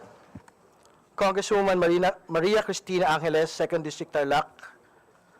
Congressman Antolin Oreta III, Lone District, City of Malabon. Congressman Amado Carlos Bolilla, the 4th District, Batangas. Congresswoman Attorney Jerryville Jinky Beatrix Luistro, 2nd District, Batangas, Chairperson, Committee on Justice. Congressman Gerardo Jerry Boy Espina Jr., Lone District, Biliran. Congresswoman Agatha Paula Aguilar Cruz, 5th District, Bulacan. Congressman Brian Poe, Party List FPJ, Panday, Bayanihan, Assistant Majority Leader. Congressman Roy Gonzalez, Lone District, City of Santa Rosa. Congresswoman Kakabag-Aw, Lone District, Dinagat Islands, Deputy Minority Leader. Congresswoman Dada Kiram Ismula, Party List Akbayan. Congressman Joseph Tan, 4th District, Isabela. And Congressman Christopher Sheen Gonzalez, Lone District, Eastern Samar, Assistant Minority Leader. Okay po, we will proceed now to the questions of the members. Is Congressman Garbin here? He left already. Congressman, I think Congressman SDS Suarez is finished. Congressman Ko, you may proceed, please. Mr. Chair, this is the purpose why I suggest to subpoena those taken all the records, because based on the statement of the Secretary, there are damages not within our control. So, if based on the document presented, we could know that the project is completed, then the design is correct, then the contractor follow the specifications and program of work, and those damage is not our control, but there will be a factor of lateral movement due to earthquake, flood, and etc. Thank you, Mr. Chair. Mr. Secretary, please, you may reply. Yeah, I think I totally agree with the good congressman that are other, I think, as I have mentioned, Your Honor, I think the engineering intervention is just part of the solution, but I think for us to be able to comprehensively address the flooding problems, it has to be a holistic, comprehensive, and integrated manner, Your Honor, in all sectors that we need to address. Thank you, Mr. Chair. Congressman Ko? Oh, another follow-up. In our discussion, I found out, and I would like to suggest a solution to this problem. This is in connection with our insertion. Dapat nito, to those respective engineering district, they should submit a very feasible projects to the regional director and in protocol direct to the central office. Then the central office will submit here in Congress. For the next budgetary hearing, hindi dapat natin bawasan ng 26 billion. Dapat dagdagan. Pagkadagdag na yan, bahala na kung anong insertion ninyo dyan. Ang importante, ang budgetary hearing ng ang request ng Public Works and Highways mabigyan ng priority. That's all, Mr. Chair. Thank you, Congressman Ko. We can proceed to Congressman Hernandez. Is he here? Next, Congressman Suntay, please. Thank you very much, Mr. Chairman. Well, first of all, I'd like to thank the good secretary for saying na ibibigay niya yung mga list ng completed flood control projects. Pero palagay ko, Secretary, mas importante na makuha rin namin yung hindi completed at saka yung delayed. Kasi yung nakaka-apekto sa flooding, hindi naman yung mga completed project ang nakaka-apekto. Yung hindi kompleto at saka yung na-delay. So if we could have that one. Secondly, while present ni Secretary kanina yung, well actually parang... Before proceeding, maybe we can get his commitment first. Yes, Mr. Secretary. Absolutely, yes. Not just the completed, but also the Incomplete and delayed. delayed. Yes, I think that's a very specific list of the President in the SONA, di ba? Yes, that's right. The information will be there, Your Honor. The status of implementation of the projects. Thank you very much. Then secondly, maybe later on, pwede tayong magkakuha naman ng presentation ng what causes the problem of flooding. Kanina ang pinakita kasi ang presentation ng Secretary parang yung budget which was submitted Pero hindi natin napag-usapan kung ano yung what causes the flooding. Like for one, ako sa Metro Manila, there's always a mathematical computation for everything. For example, what causes flooding in Metro Manila? It's not as simple as what my good friend Congressman Erice said na hindi, dahil yan doon sa mga bahay na nakatayo, doon sa waterway, dahil sa basura, kaya nagbabaha. It's not that simple. Those are contributory factors that lessens the carrying capacity of the drainage, yung actual capacity. Dahil lumiliit yung drainage, yung diameter ng drainage. But we could compute it Ang importante malaman, like dito sa Metro Manila, ano ba ang actual carrying capacity ng drainage system natin? Based on, kasi we could compute at an average yung volume of water that is produced during a typical typhoon. Ang formula lang naman dyan, area times rainfall depth. Nako-compute naman natin, alam natin kung ano yung average area ng Metro Manila, it's 636 square kilometers. Alam natin yung lower limits pagka bumabagyo. Ang lower limits ng rainfall depth pagka bumabagyo, 150 millimeters. Ang upper limits yan, pag malakas yung bagyo, sabihin mo lang 300 millimeters. So, if you compute volume, yung area times rainfall, malalaman mo ilang cubic meters ng tubig ang bumabagsak sa atin. So, yung lower limits, it's 95,400,000 cubic meters. Kung gagamitin natin yung upper limit, it's 190,800,000 cubic meters. So, may data ba tayo? What is the carrying capacity of our drainage system in Metro Manila? Kasi kung yung carrying capacity lang hindi natin alam, hindi natin masosolve yung problema. So if I can Mr. Secretary, please proceed. You can reply. Your Honor, yes, I totally agree with the observation of the good congressman from Metro Manila for Quezon City. The main problem in Metro Manila, Your Honor, is actually the drainage system in Metro Manila is very much old, antiquated. What we know is actually in the recent assessment of the drainage problem and drainage system in Metro Manila, despite the fact that it's already antiquated and old, the existing drainage system in Metro Manila is 70% silted. So in other words, it has only a carrying capacity of 30%. And this exacerbated the problems of the carrying capacity, Mr. Chair. So I think the issue is we need actually to have a master plan for the drainage system for Metro Manila. Precisely. That would have been my follow-up question. Knowing this, knowing this data, do we have a master plan? Are we following it? Dahil gumagawa tayo taon-taon ng budget. If we are not spending it based on the master plan, then we're wasting money. Kagaya ng sinabi ko, dun sa distrito ko, dumalang San Juan River yung main artery. Kumukolekta yung Lagariang Creek.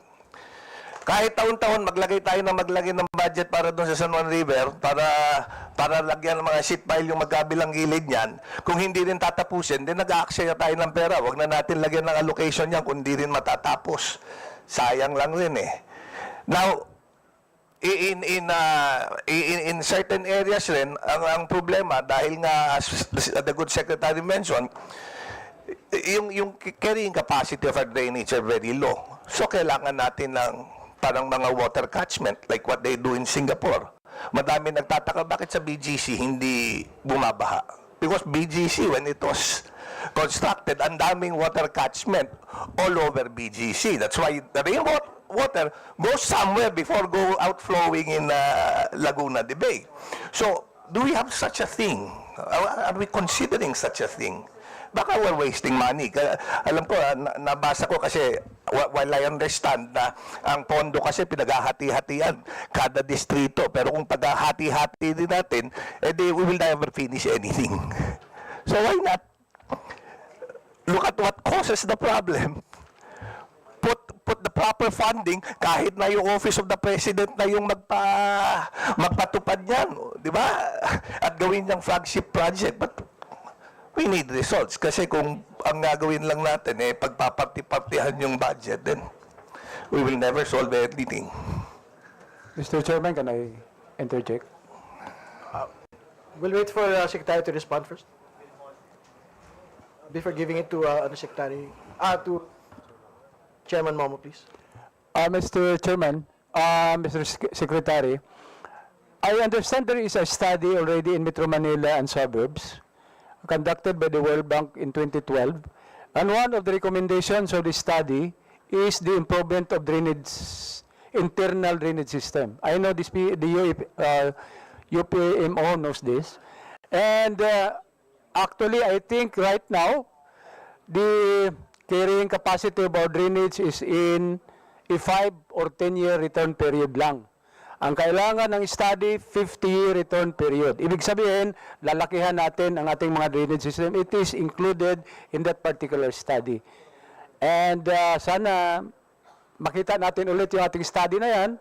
You can either update that or just follow the recommendation of the World Bank study.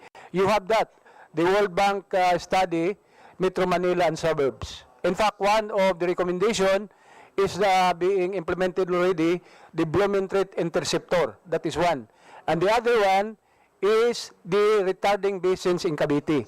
You have that already, Mr. Secretary. These are all included in the master plan. In fact, the study. In fact, one of the recommendation of the World Bank study is to put up a high dam in the Upper Marikina River and the improvement of Mangahan Spillway. That's all, Mr. Chairman.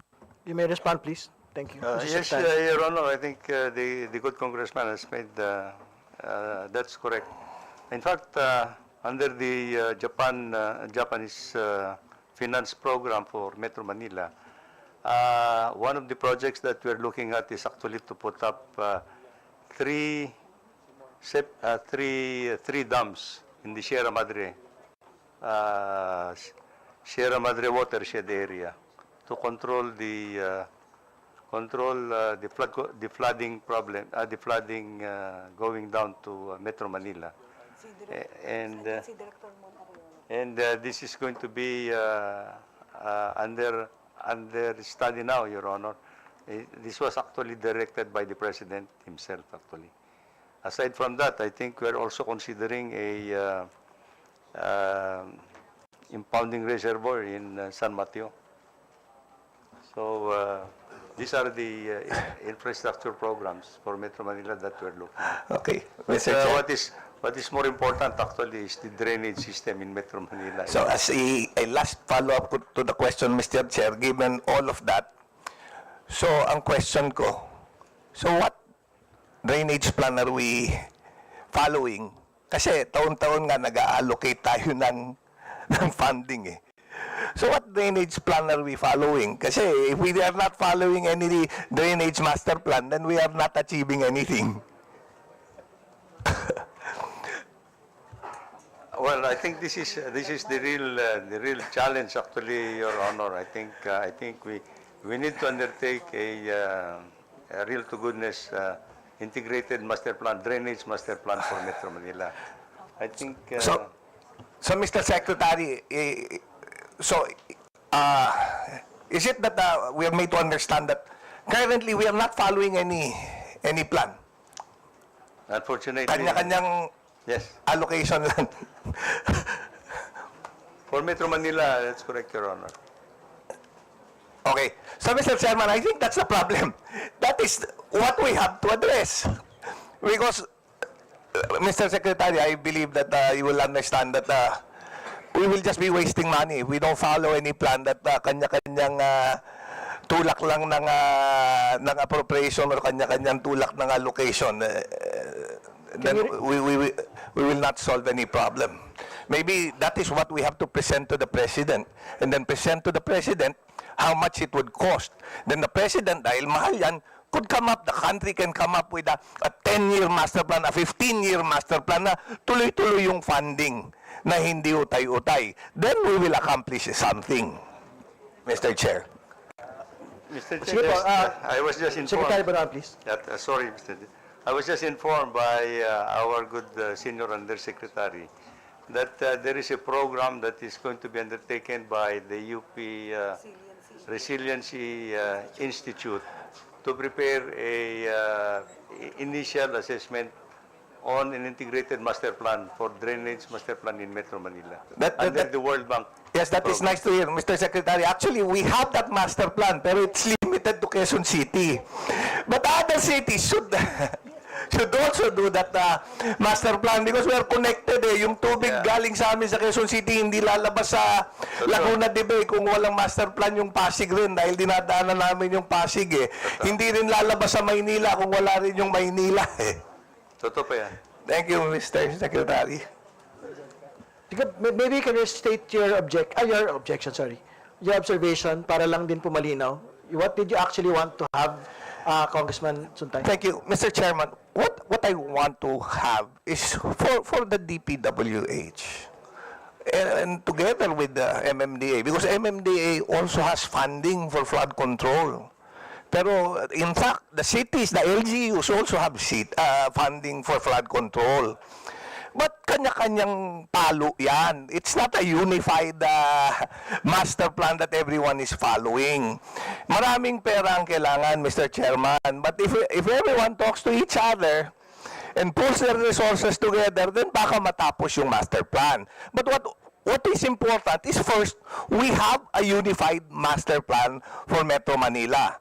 Secondly, we estimate how much will that master plan cost.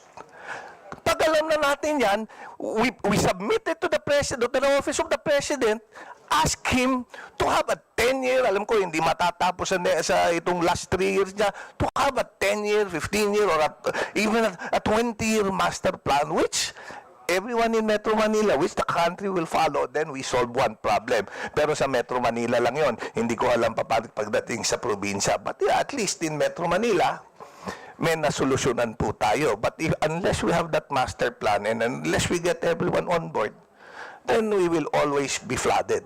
And we are just wasting money. Sayang naman, kawawa naman yung taong bayan. Well, before the Secretary responds, if he will respond, just to be very clear, do we not have an actual master plan? I think it's in the DPWH website that we have master plans that actually exist today, that we worked with foreign consultants, hindi po ba? Or is this something that is different? Yung mga River Basin master plan po that we worked with foreign partners. Yes, yes, Your Honor, if I may respond. Yes, we have master plans for the 18 major river basins. But unfortunately for Metro Manila, it's only the Pasig Marikina river basin that we have a master plan, not the internal drainage of Metro Manila. So I think we have to make a note that that is something that we have to undertake for the future. Mr. Chair, there is a disconnect between the DPWH and MMDA and the LGUs. Because for a highly urbanized megapolis, there should be really a strong government. Unfortunately, MMDA has a very limited authority but a big responsibility. Yun lang pong zoning. Nagbabiolate yung mga local governments. Wala namang magawa yung MMDA. For example, sa waterways, ang best master plan is to preserve the natural waterways. Yun ang best master plan. Pero yung natural waterways, punong-puno, 600,000 plus informal settler families on top, on side of the natural waterways. Yun ang pinaka-problema. So, kinakailangan po siguro, in fact, I'll be filing a proposed bill.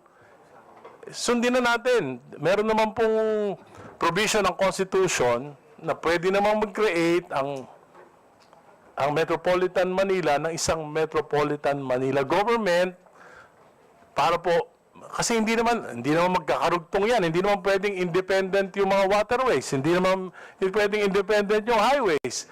Hindi naman pwedeng dadaan ka ng Quezon City, pwede kang walang color coding, pero pagdaan mo na Makati, hulihin ka na. So there must be a strong Metropolitan Manila government with merong pare-parehong mga ordinances at mga laws. So we need a Metropolitan Regional Assembly who can propose laws para po sa susundin ng buong ngayon po lahat ng mayor boss lahat ng mayor boss. Walang magawa ang Public Works, walang magawa ang MMDA. Even sa disposal ng garbage. Kung saan dinedispose. Salamat po. Okay. Thank you, Congressman Arice. Next to ask, Congresswoman Cruz. Is she here? She's here. Good afternoon, Mr. Chair, and thank you very much, our resource person. I guess my question is, based on the presentation that our resource person provided earlier, telling us about the budget cuts, the budget reallocations, the reductions, and the budgets for ROW, and the studies that should have been done, which significantly, as you have mentioned, Mr. Secretary, affected the effectivity or the implementation of the various flood control projects. Is it then your position, Mr. Secretary, that if for this year the Congress will implement your proposals and adopt completely without any reductions as proposed in the NEP, you can give us assurance that if you follow, it will significantly not eradicate, we understand that, but mitigate our problems in flooding, even with admission that we don't have a master plan. Mr. Secretary, please respond. Your Honor, it will help us Marami support. greatly, actually, to better implement our projects, Your Honor, if we have all the resources that we need, actually. May I ask for another follow-up questions? By what metrics, Mr. Chairman, should we measure the effectivity of a flood control project? I'm assuming, as our chairman referenced earlier, that we also do have a 2004 DPWH JICA master plan and followed by the 2012 Metro Manila flood mitigation plan in the surrounding areas. Is it necessary for us to also identify specific areas that should be the priority for a flood master control plan? Or your position is, let's follow the NEP as proposed and see where that takes us, or we also simultaneously have to create a master plan for areas you have identified as priority projects? Sorry for the compound question, Mr. Secretary. Please proceed, Mr. Secretary. Your Honor, I think, yes, I think, but as we mentioned, actually, the River Basin Program have already the master plans, and these are what we are following actually in the implementation of these projects. But what we need actually is master plans for other principal rivers and the local rivers as well, because I think these are also necessary for everybody to be guided on the priorities that have to be implemented along these rivers, Mr. Plan. And I think the master plan, as we are saying, should not only be for the engineering solution, but it has to be a comprehensive master plan that all those involved. Structural engineering solution is just going to be part of the master plan. We need to address the other components like environmental issues, land use issues, and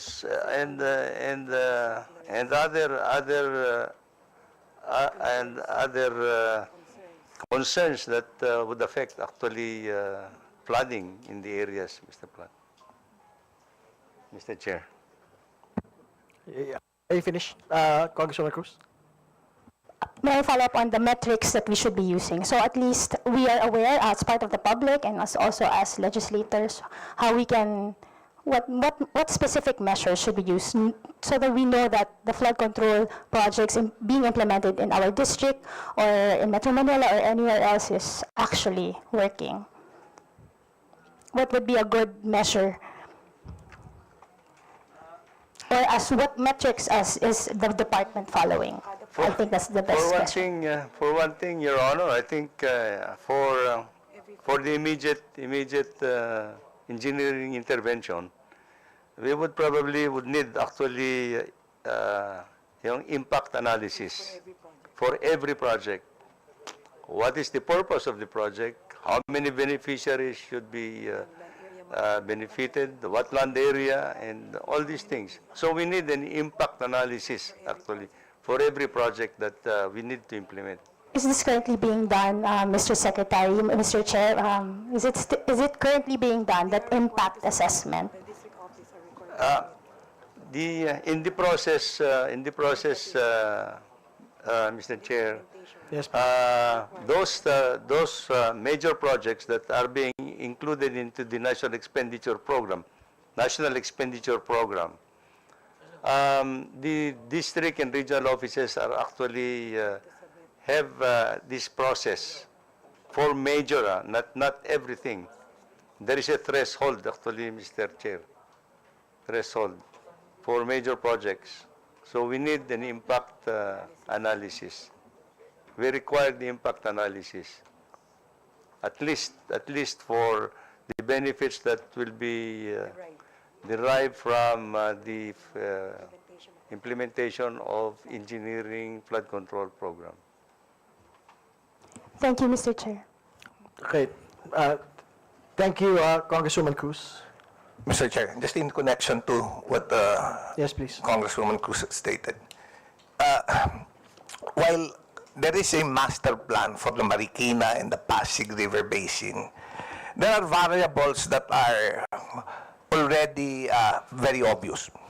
First, because of the rapid expansion of Metro Manila, even if we have a master plan for the Pasig at saka Marikina River Basin, it is not sufficient because both Marikina and Pasig cannot carry the volume of water which flows. Another very obvious thing is, saan ba yung outflow ng tubig? Dalawa lang naman, Laguna de Bay at saka Manila Bay. So if we just rely with both Pasig at saka Marikina River Basin, obviously that is not sufficient. What we need is an engineering intervention to have a Mr. Secretary, is maybe to have a drainage system which is not dependent on both Marikina and the Pasig River as outflow towards Laguna de Bay.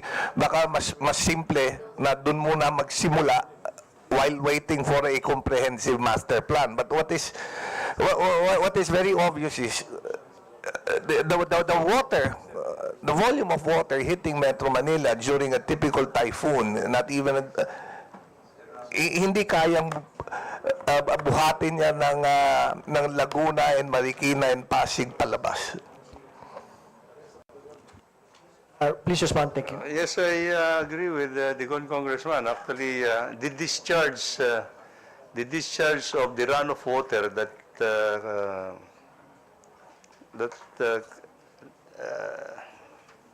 that is in Metro Manila, as mentioned,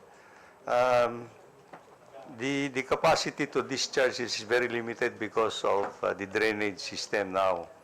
No matter how efficient would be the pumping stations that we are talking about, for the runoff water cannot be conveyed into the pumping stations, then it will really exacerbate the flooding problems.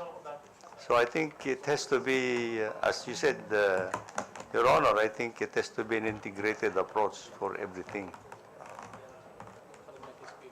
Okay. The other thing is for, well, as you mentioned, Laguna Lake would be the biggest storage facility that we can, but I think we need to have a facility like the Parañaque Spillway to be implemented the soonest possible time.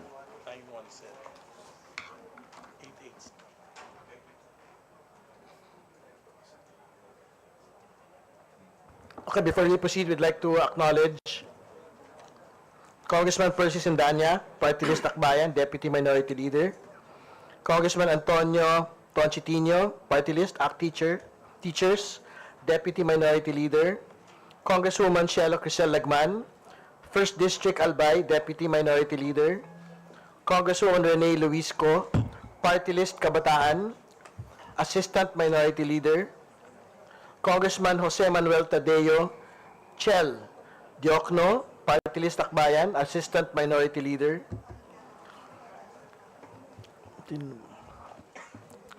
Congressman Santos, please.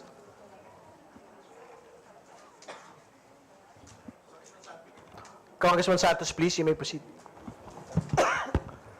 Thank you, Mr. Chair. I would like to address my question to the good secretary because during the last, yung malakas na ulan, Secretary, medyo mabigat po talaga ang nangyari sa Las Piñas. And I would just like to make an appeal to the Honorable Secretary, Mr. Chair, na baka naman po pwede sa Las Piñas, itigil na po natin ang paggawa ng mga kalsada sa mga waterways. At sabi ni Congressman Erice kanina, inalis yung mga informal settlers.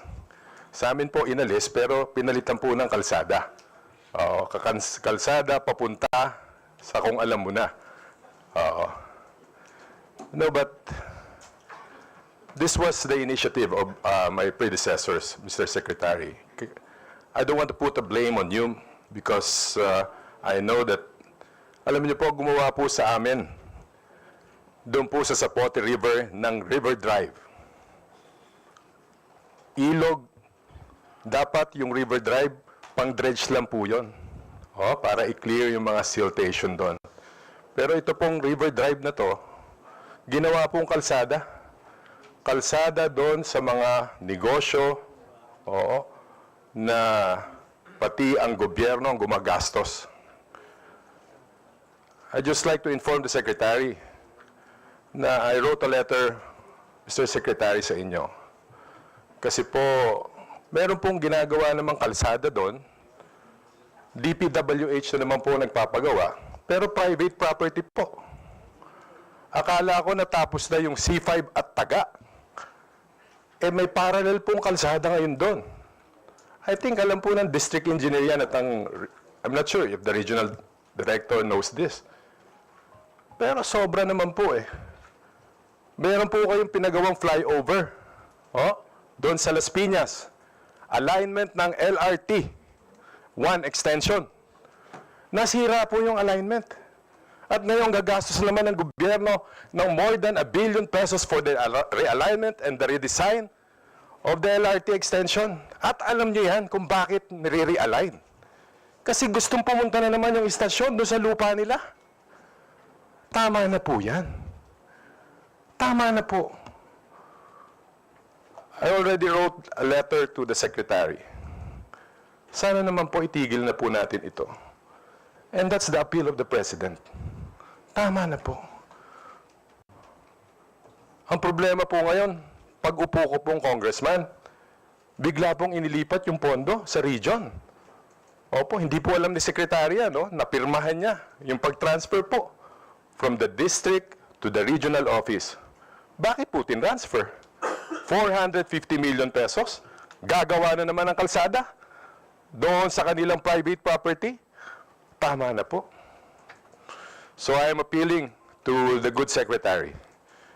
I hope, sana po yung district engineer nyo doon, wag po sumunod, doon sa mga nagdidikta sa kanila. Kung pwede po, tanggalin nyo na siya. Hindi po ako nagbibiro. Kasi, ako po ang boses ng taong bayan Wala naman po akong, neophyte po ako Wala po akong kontrata, wala po akong kontraktor. Pero ang sinasabi ko, tama na po. Alam niyo po, I have no recourse but to file complaints po doon sa mga nag-implement po ng mga projects na yan. Hindi po ako nagmamalinis. Pero tama na po. Thank you, Mr. Chair. Mr. Secretary, may respond, please. I fully understood the frustration of the good congressman. And yes, Your Honor, we will certainly seriously consider all yung proposals actually and look into yung projects that are now being implemented as you mentioned. In fact, follow up po, Mr. Chair. Yung pong LRT1 extension, dapat po 6 years ago tapos na yung Las Piñas Station. Gumawa po ng flyover dun sa alignment ng train. Ngayon po, nag-expropriate na po ang DPWH or LRTA. Ngayon, mag-expropriate na naman po tayo. Imbis na dumaan sa gitna ng C5 extension ang train, ililipat po, i-redesign, kakanan. Mr. Secretary, mas mura pa po gibain ang flyover doon sa C5 extension kesa i-redesign at i-realign. The flyover cost only about 350 million pesos. Now we're going to spend 1.5 billion pesos approximately para to realign po, Mr. Secretary. So I think yung delay po na implementation ng LRT1 extension. In fact, Mr. Chair, I filed already a resolution to investigate this matter. But I brought it up already so the Secretary could do something about this. Full support po ako sa inyo, Secretary. Pero this has to stop. Thank you, Mr. Chair. Absolutely. Yes, yeah. Would you like to respond, please? As I said, Your Honor, I think we'll have to seriously look into all these things that have been brought up by the good congressman in Las Piñas. Thank you, Mr. Secretary. Next to ask question is Congressman Galang, please. Thank you, Mr. Chair. Good afternoon po, Secretary. My question naman po is in relation to the Drainage Master Plan. Since aside from the master plan itself, do we have a book or design guide or minimum requirements or specification for certain projects? For example, merong drainage improvement. Do we have a minimum standard sa mga carrying capacity ng mga iba't ibang road mga waterways, and kung meron po, when was it last updated? Thank you, Mr. Chair. We don't have a standard that it is computed technically, Your Honor. Case-to-case basis. It's computed, Your Honor. Actually, what is the volume of water that's going to be anticipated that will come out? We have to design actually the type of drainage.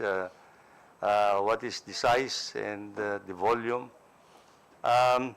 As you said, I think this time, we are changing our technical parameters actually in considering actually our design parameters.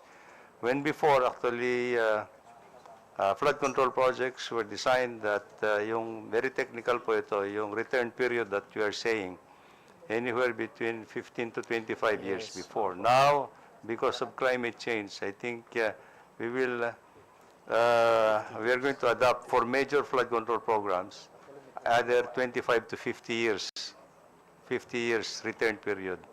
For the big projects that we're implementing, it's going to be 100-year return period, Your Honor. Thank you, Mr. Chair. Follow-up rin po, actually it's great to hear from the Secretary na we're thinking about the 50-year or 100-year returns ng projects. But then it's also, I think, along with the master plan, with the drainage master plan, we should at least implement yung minimum standards. Like strictly, for example, sa mga expansion ng mga road rehabilitation or drainage improvements, na i-consider na rin natin 50 to 100 years return po. That's correct, Your Honor. Yes. Thank you, Mr. Chair. I think very important po before going to the next member po to ask the question. Siyempre, Valenzuela and surrounding areas, particularly Bulacan, Congresswoman Pancho will ask her questions later. But I think that's a question that the public is also asking. Bakit lagi hong baha sa Bulacan? Bakit laging baha sa Valenzuela? Ano ba yung kailangan po talagang gawin para ma-address itong baha sa mga lugar po na ito? Sa tingin po namin kasi, Your Honor, it's actually the towns in the vicinity of Manila Bay are affected by tidal intrusion. So I think we will continue to implement actually yung tidal ano ba tawag doon?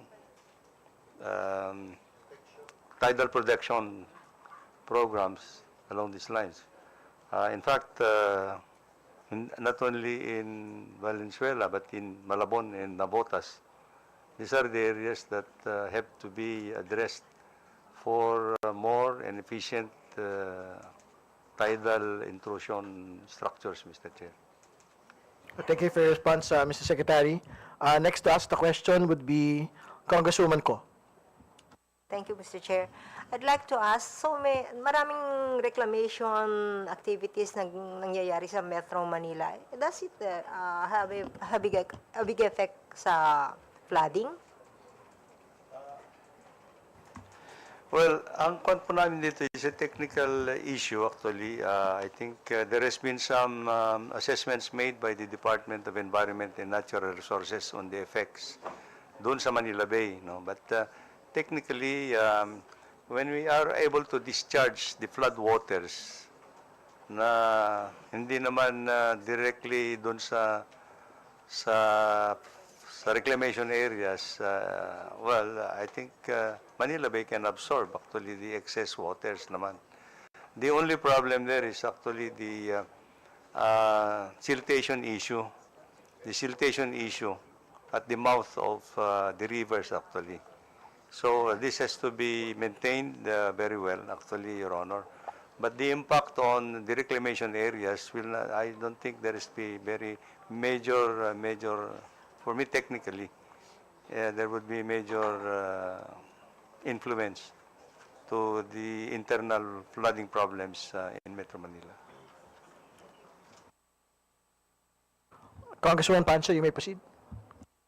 Mr. Chair, I agree with Honorable Erice and Congresswoman Agata na one of the factors ay yung basura po natin and we have to have a master plan.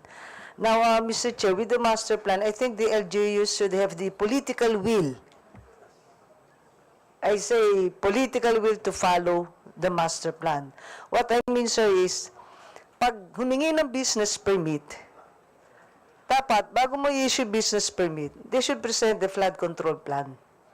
Ang nangyayari po kasi, kanya-kanyang pataasan ng tambak, yung mga business establishments, and then magre-reklamo sila na iwanan yung drainage canal, magre-reklamo sila na iwanan yung kalsada. Pero hindi nila nakita ang taas po nila.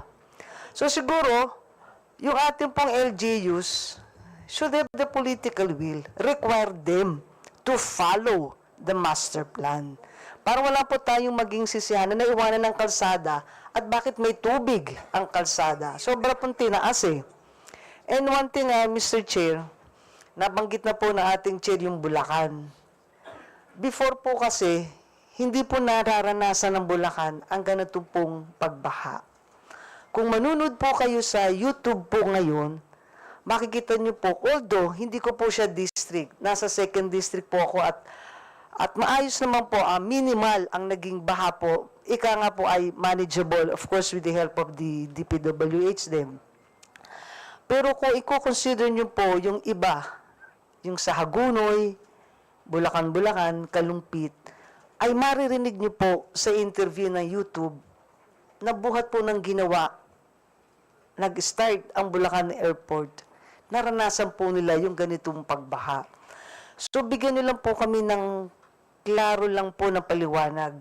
Para naman po, yung pag-iisip ng mga Bulakenyo, hindi po nila maisisi sa Bulacan Airport kung hindi po ba nakatulong o nakadagdag sa baha po ito pong Bulacan Airport. Kasi kung hindi, may problema po talaga tayo. Pero kung nakadagdag po sila, sana mapag-aralan po natin up to what extent ang naidagdag po nilang tubig doon sa nararanasan pong pagbaha po ngayon sa Bulacan. I have nothing against the Bulacan Airport. In favor po tayo sa progress, additional income, additional revenue, additional employment on the part of the province of Bulacan. Pero alagaan din po natin yung life and property ng mga Bulakenyo po. Kung meron po siya naging bahagi lang po doon po sa baha na nararanasan po ngayon sa Bulacan. Salamat po, Mr. Chair. You may respond, Mr. Secretary, please. Well, I think this is a very technical issue, Your Honor, and it would need actually a comprehensive study on the implications of the proposed airport in Bulacan, no, in terms of the impact of flooding, actually. Now, what I can say, actually, in those areas, in Hagunoy, Kalumpit, and everything, at one point in time, Your Honor, when I was still in the department long time ago, there was already a master plan, a big project that was supposed to be implemented in that area under the Pampanga Delta Flood Control Program. Upper Pampanga was completed. However, the lower Pampanga area, which is supposed to take care of the flooding problems in Hagonoy, Kalumpit, and all the other provinces, unfortunately, this was rejected by the local governments. So, the funding was there, actually, and it was ready to be implemented, actually, to the dismay of the Japanese government at that time. Unfortunately, it did not materialize. And so now, we are faced with this issue to address it again. Actually, the flooding problems in those areas, Mr. Chair. Thank you, Congresswoman Pancho. Next to ask is Congressman Garcia, House Appropriations Committee Senior Vice Chair. Thank you very much, Mr. Chair. Good afternoon po sa ating colleagues at kay Secretary at sa buong DPWH family. Magandang hapon po. Nakikinig po ako ng mabuti sa mga suggestions ng ating mga kasama dito sa hearing na ito. And we see bits and pieces of the problem. From the drainage system na dapat efficient, yung carrying capacity ng drainage, yung mga suggested water catchment and water impounding facilities, yung basura na a big part of the problem, yung silted rivers. Nakita natin noong isang araw si Presidente mismo bumaba sa Pasig at together with MMDA and the LGU dinidisilt po yung Pasig River. Ito po yung mga nabanggit na problema kanina which adds up dun sa problema natin ng flooding. Pero aside from that, I would like to add na kapag na-solve po lahat ng problemang itong nabanggit, may dalawang malaking problema pa po tayong haharapin.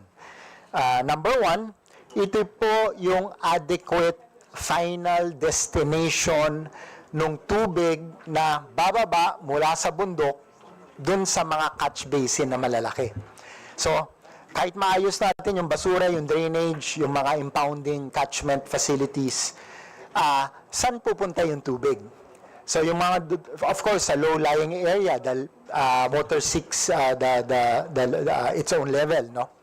So, sa low-lying area, pero kung walang adequate catchment basin, baha pa rin yung mangyayari. So, yun po yung una. And pangalawa, pag pumasok na yung high tide, as you mentioned just now, itutulak po yan lahat pabalik.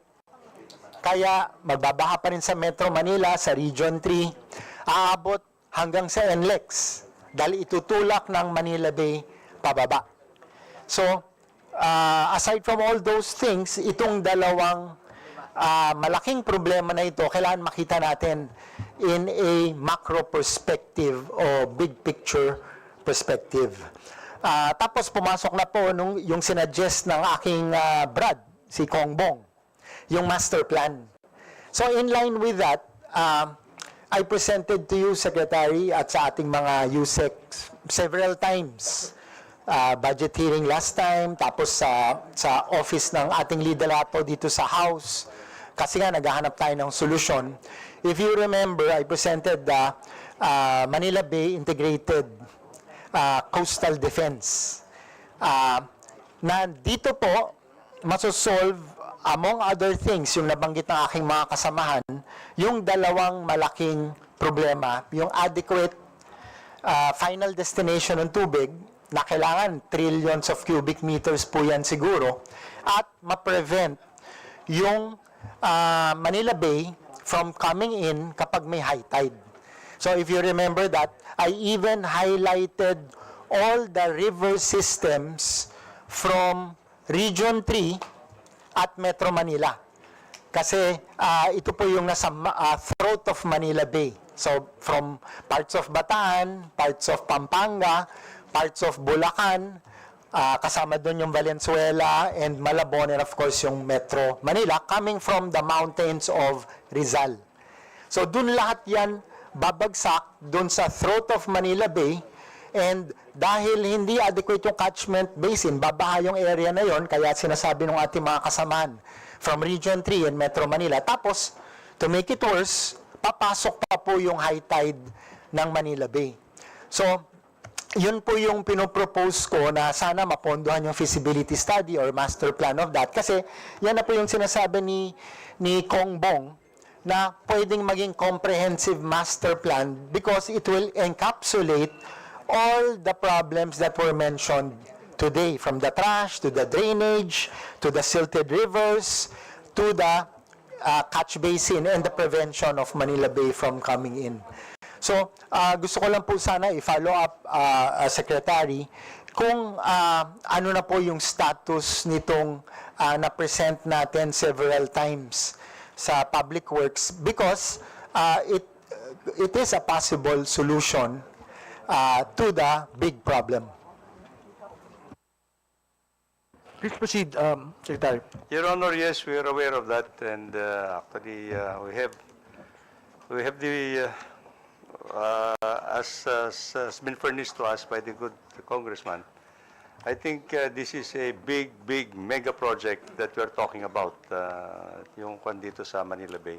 And we had been coordinating with NEDA because I think at the end of the day, I think this kind of a project will have to be other official development assistance financed, because I think this cannot be carried out by local financing program or at least public-private partnership program. So these are the areas that we are exploring with national economic DepEd, Your Honor.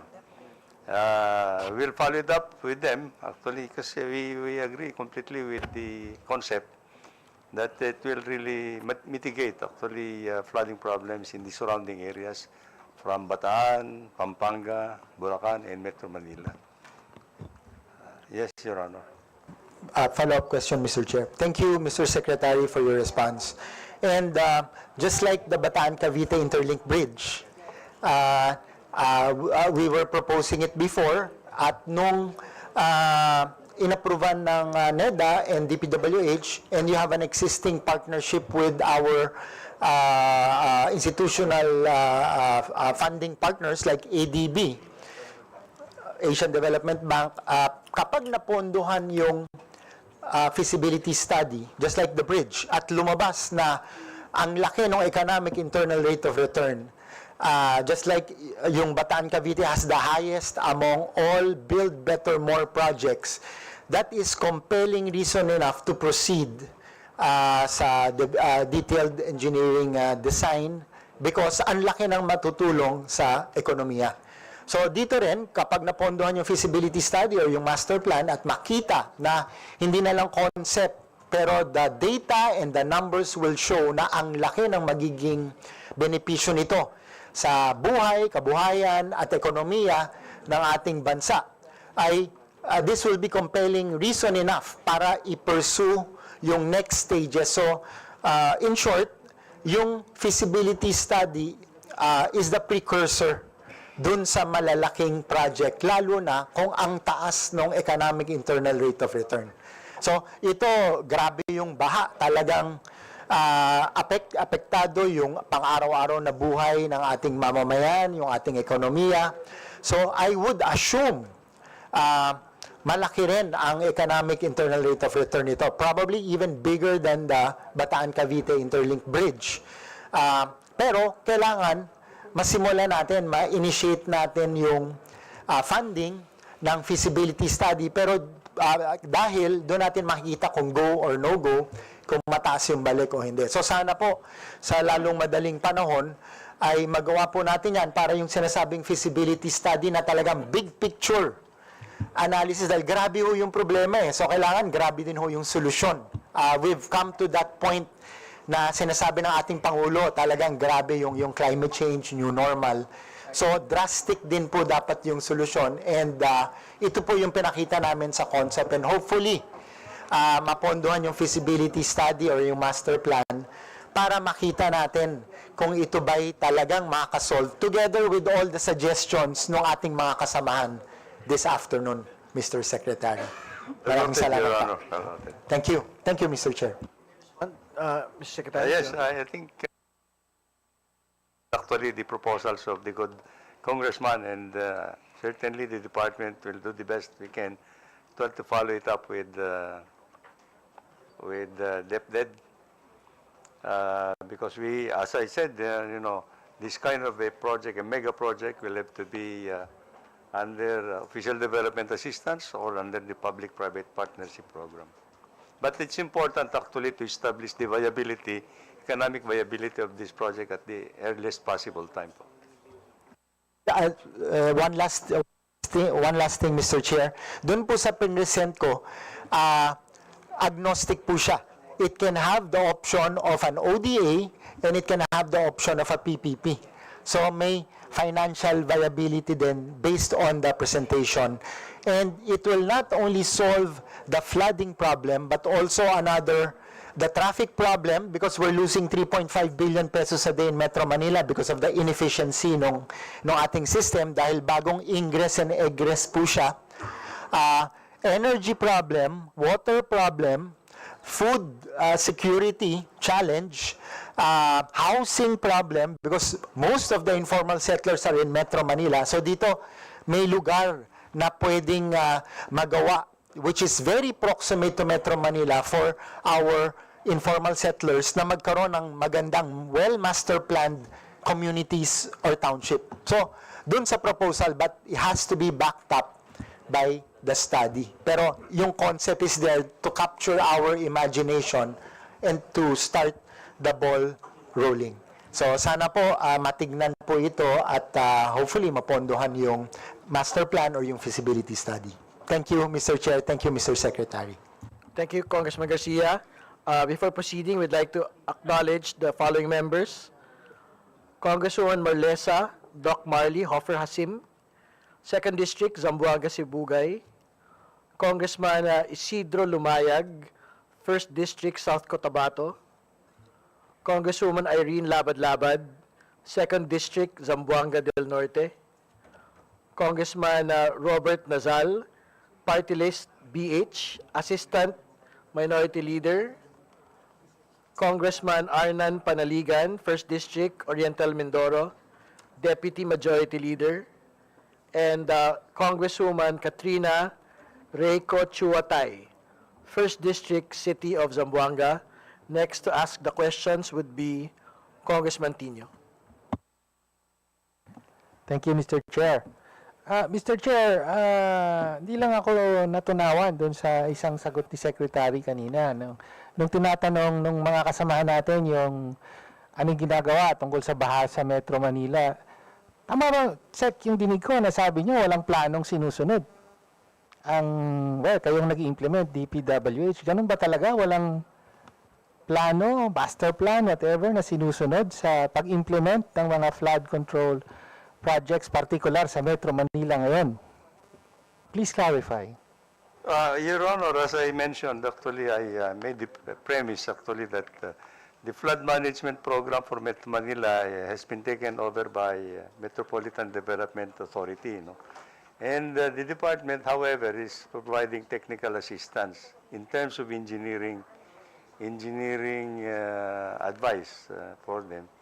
But sabi nga namin, I think there is a need actually to undertake a comprehensive master plan for Metro Manila at this point in time, because we have not, as far as we know, except for the Pasig Marikina Floodway Master Plan Program, the internal flooding issues in Metro Manila does not have any master plan for the time being.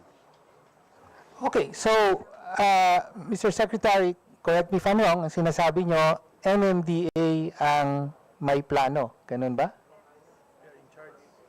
They are the ones now who has taken over the flood management program for Metro Manila, Your Honor. So there is a program, may programang sinusunod. Po, tama po. Yes. At merong pinagbabatayang plano ito, presumably. That I would not be very sure, Your Honor, if there is a comprehensive, integrated plan that is now being followed, actually. Mr. Chair, ako naman, ina-assume ko na the DPWH would be aware of a plan behind the MMDA's program. No, kasi parang nagsasalita tayo dito na as though we're starting from scratch.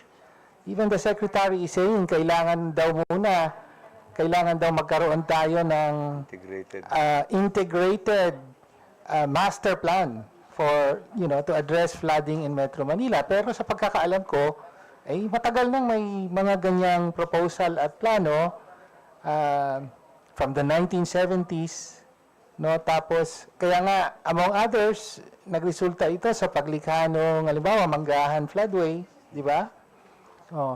Tapos, if I remember correctly, nung panahon ni dating Pangulong Arroyo, meron din siyang inaprubahang plano dito. Nung panahon ni Pangulong Aquino, may binabanggit din na pinapatupad na plano. Di ba, naging issue nga nun yung kailangan daw magpatayo ng catch basin sa ilalim ng UST ba yun? Tapos ayaw pumayag. So, in other words, Sec, parang di naman ako makapaniwala na walang existing plan. At kung gayon ay, kasi ang sunod na tanong doon saan na pupunta at paano pinatutupad yung from 2012 to the present? Sabi ay nasa 1.4 trillion na po ang nakalaan sa flood control, no? At papalaki ang pondo na to. Noong 2011, 11 billion lang po ang nakalaan sa budget ng DPWH for flood control. But for 2025, it's 248 billion. 249 for flood control. At presumably malaking bahagi no nasa NCR, no, a significant portion at least ay nasa NCR. Pero bakit parang ang sinasabi walang plano at kailangan palang magbuo ng plano? Pakiklaro lang po. No? Well, as ang ano po namin, Your Honor, is actually, as I said, the projects that we're implementing for Metro Manila are projects that are actually being requested from the Metropolitan Development Authority. For example, right now, the department is now undertaking the rehabilitation of the internal flooding problems for Metro Manila. The department now is undertaking the upgrading of the 32 pumping stations and the construction of another 4 new pumping stations in Metro Manila under the World Bank assisted program. And aside from that, the department is continuously undertaking yung drainage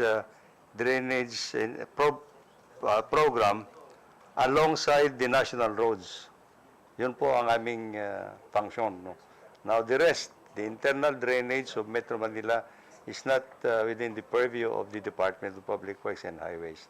The other major program that we are undertaking for Metro Manila is the Pasig Marikina Floodway program. Now there are many components of that program. I think we have completed actually 16 projects, including actually the engineering interventions along the Pasig River.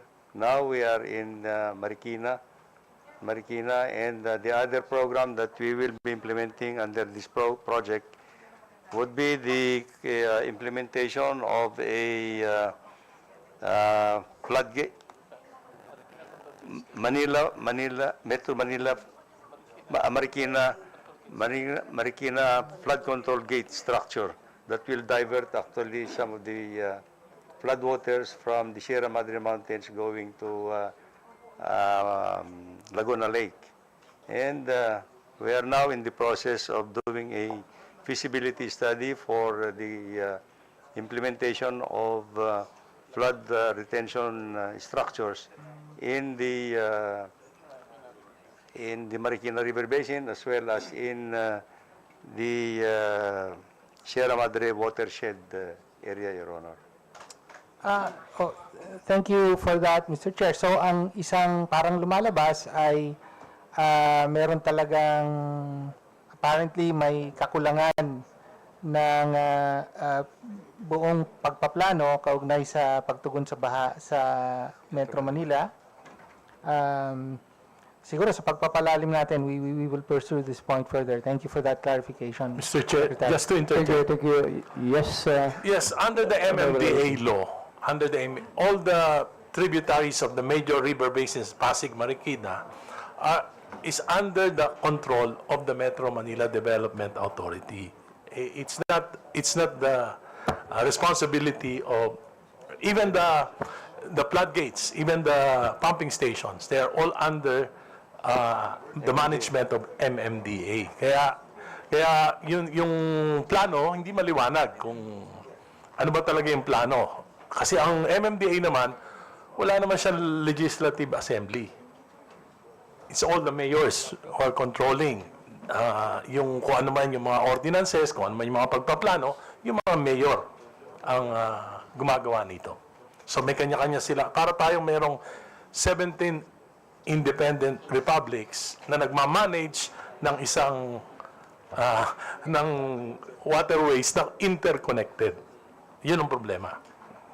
Thank you, Mr. Mr. Chair, just to follow up to that. So parang ang pinupunto ng ating kagalang-galang na Senior Deputy Minority Leader is yung existing na kaayusan ng MMDA ang parang nagiging hadlang sa buo o holistic na pagtugon sa problema ng flooding, no? At sa aking pagtingin, hindi ba dapat panghawakan ng national government ang usaping ito dahil in the end, ito ang may dapat na may responsibilidad na matiyak na matugunan ang problema ng baha. So yun lang po, Mr. Chair. Thank you. Before we proceed, I'd like to acknowledge the presence of Honorable Dasa Nico Raul of the 1st District of Northern Samar and San Fernando Elijah Rumabua, Party List Kamanggawa. The next to ask a question, Honorable Gonzales. Thank you, Mr. Chairman. Good afternoon, good Secretary and the DPWH family. The City of Santa Rosa and the nearby cities, Biñang, Cabuyao, Calamba, and even San Pedro is always and will always be the catch basin of Silang and Tagaytay. So the continuous heavy rain and the overflow of river resulted to localized flooding. So in that sense, Mr. Secretary, we are sometimes hopeless. Pagka po nandiyan na bagyo, nag-iisip na kami because we are on the downstream. And even the Nuvali area is somehow 100 feet ang elevation from the city proper, the old town. So pagka po nasa Nuvali ka, you feel safe. But our constituents on the downstream area, especially nearby the Laguna de Bay, so pagka po ito ng mga ulanan, heavy rain, bagyo, so they are problematic. And in that sense, Mr. Secretary, the sentiment of the good congressman from Biñan, maybe from the 2nd District, Cabuyao, and the San Pedro, and my representation from the Lone District of Santa Rosa, we are urging the DPWH to seriously take a look on study on the systematic dredging practices. So hindi po yung, kasi po ang mga LGU may mga dredging eh. So dredging, so nangyayari po yan. But it is a short-term solution. But this time, baka po naman you may take the lead. Because as a while ago, you are telling us that the Laguna de Bay is under the jurisdiction of the LLDA. So, meaning to say, ang lahat ng mga pagkilos dito, we need to ask the Laguna Lake Development Authority. So, Mr. Secretary, is it possible for the DPWH, under your leadership, to create a tripartite committee, the DPWH, the LLDA, and the LGU nearby the Laguna de Bay to make a study or to make a solution. Maybe solution is the most effective and most efficient way to relieve itong pong pagbaha sa area namin. And I know maybe it will also a big help to Manila, and even sa mga kapalit pa pong lugar. So we are urging you, Mr. Secretary, to please, can you make a tripartite committee so that this problem, the perennial problem in our area will be addressed seriously. Thank you. Yeah, Mr. Secretary, yes.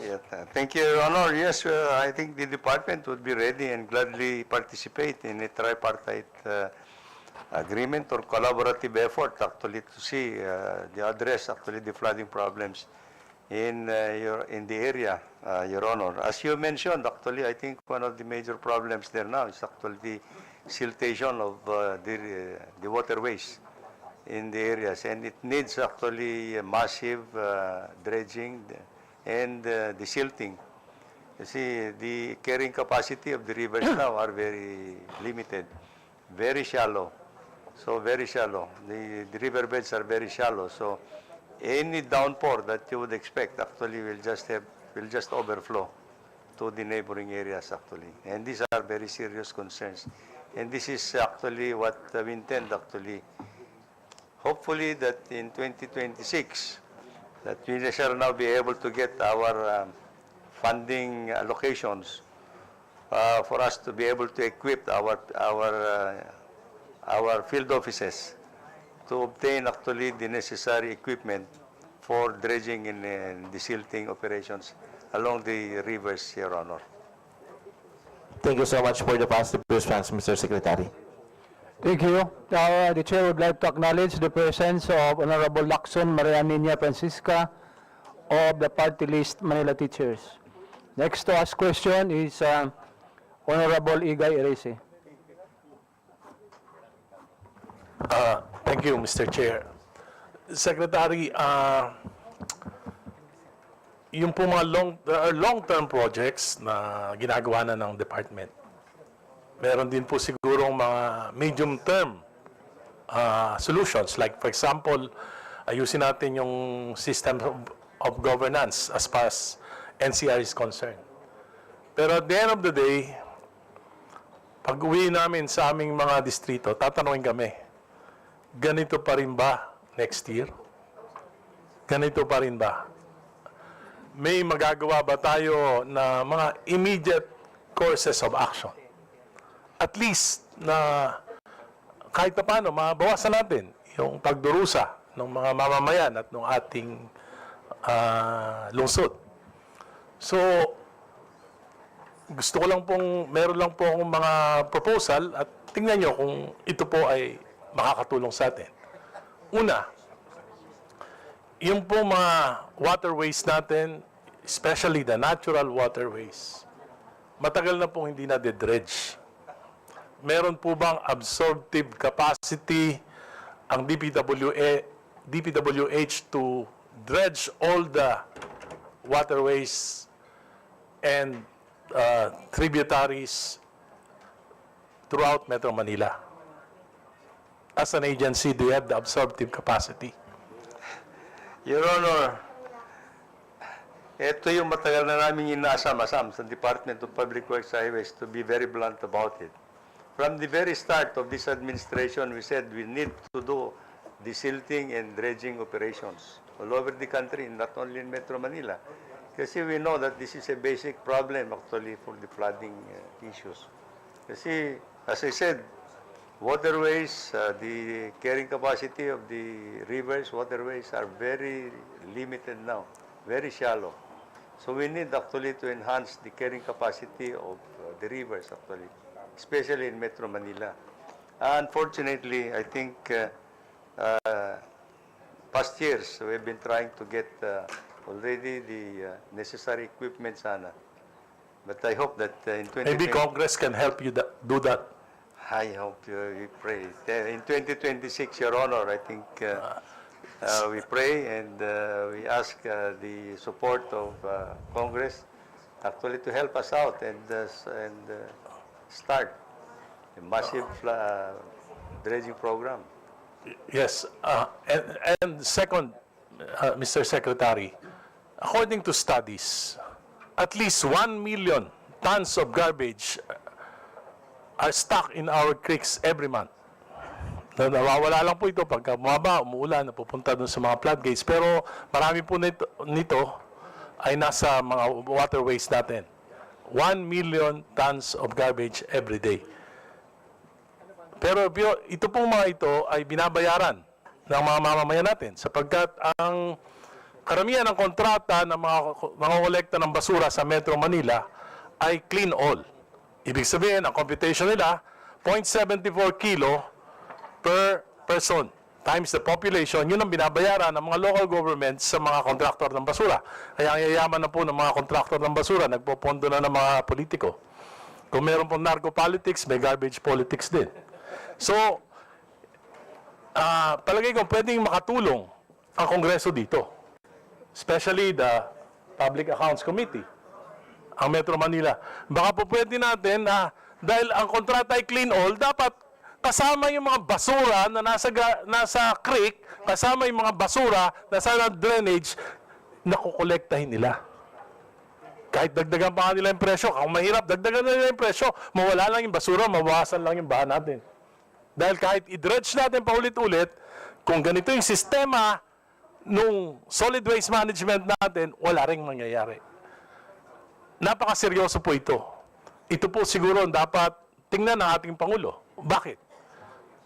According to a study conducted by scientists all over the world, and it was reported in 2020 by Bloomberg, yung pong karagatan sa buong mundo ay punong-puno na ng plastic waste. Yan po yung pinagmumula nung nagpo-pollute sa ating mga karagatan. Alam niyo po ba, according to the study, 37% ng mga plastic waste sa buong mundo, sa mga karagatan ng buong mundo, galing sa Pilipinas.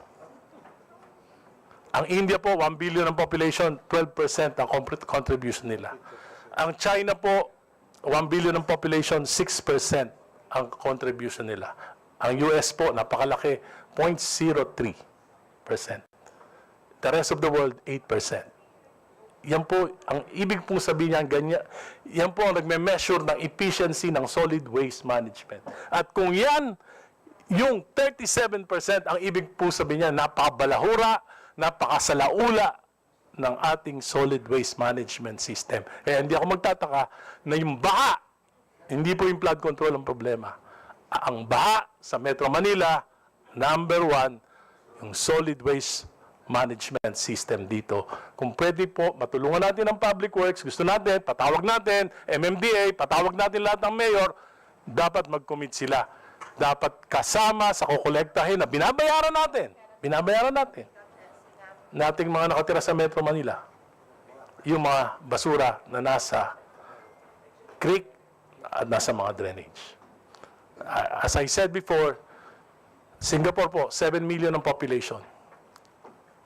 2,400 compactor trucks ang ginagamit nila, which is equivalent to 2.5 times 2.5 ng mga ginagamit nating garbage trucks. Tayo po, wala pang 2,000 dito sa Metro Manila, doble yung populasyon natin. Ganyan po kagrabe yung ating problema sa basura. Salamat po. Thank you, Congressman Erice. Next to ask the question would be, well, before she asks the question, we'd like to recognize Congressman James Jojo Ang Jr., Party List, Uswag, Ilonggo, Assistant Majority Leader. The next to ask the question would be Congresswoman Ko.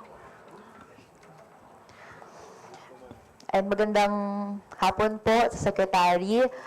Siguro magpapakilala lang po ako kasi aside from being a representation of the youth through Kabataan Party List, nakatira po ako sa Malabon. Specifically, nakatira ako sa Tinajeros. And Tinajeros, notorious yan, laging babahain, konting ulan lang. At ito ang karanasan namin last year, yung bahay namin, binaha sa loob hanggang bewang. Ngayon din ay binaha yung loob ng area namin. At sa mga volunteer efforts na ginagawa ng mga kabataan in the area, ang nakikita namin at nila sa interviews sa mga affected communities na po-point nila yung reclamation bilang isa sa mga causes ng flooding.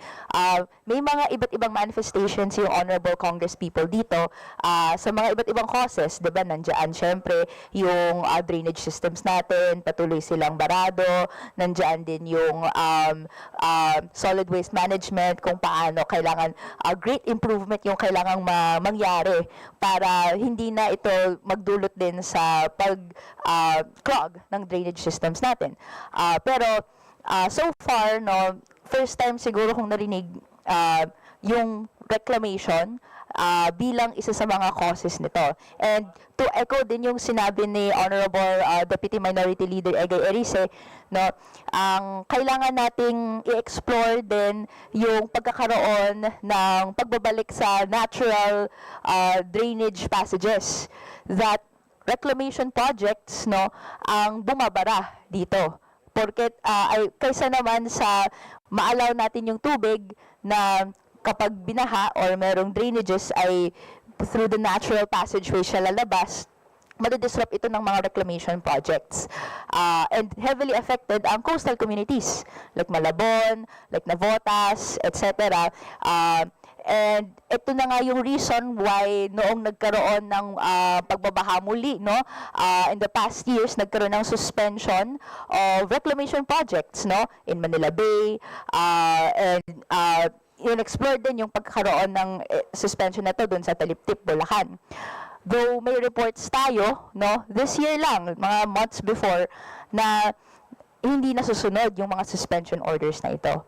So siguro ang tanong ko po sa Honorable Secretary here today ay una, may pag-aaral na po ba ang DPWH sa effect ng reclamation projects doon sa worsening flooding in Metro Manila and paano ito nakaka-affect sa drainage systems? Dahil meron ng pag-aaral yung third parties, no?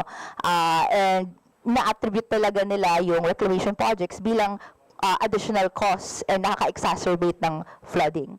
I understand na kayo po ay may coordination efforts with the Philippine Reclamation Authority, so baka po pwedeng ma-share ninyo kung may pag-aaral na po bang nangyari dito. And ikalawa po, ano pong pwedeng magawa ng DPWH to ensure compliance doon sa mga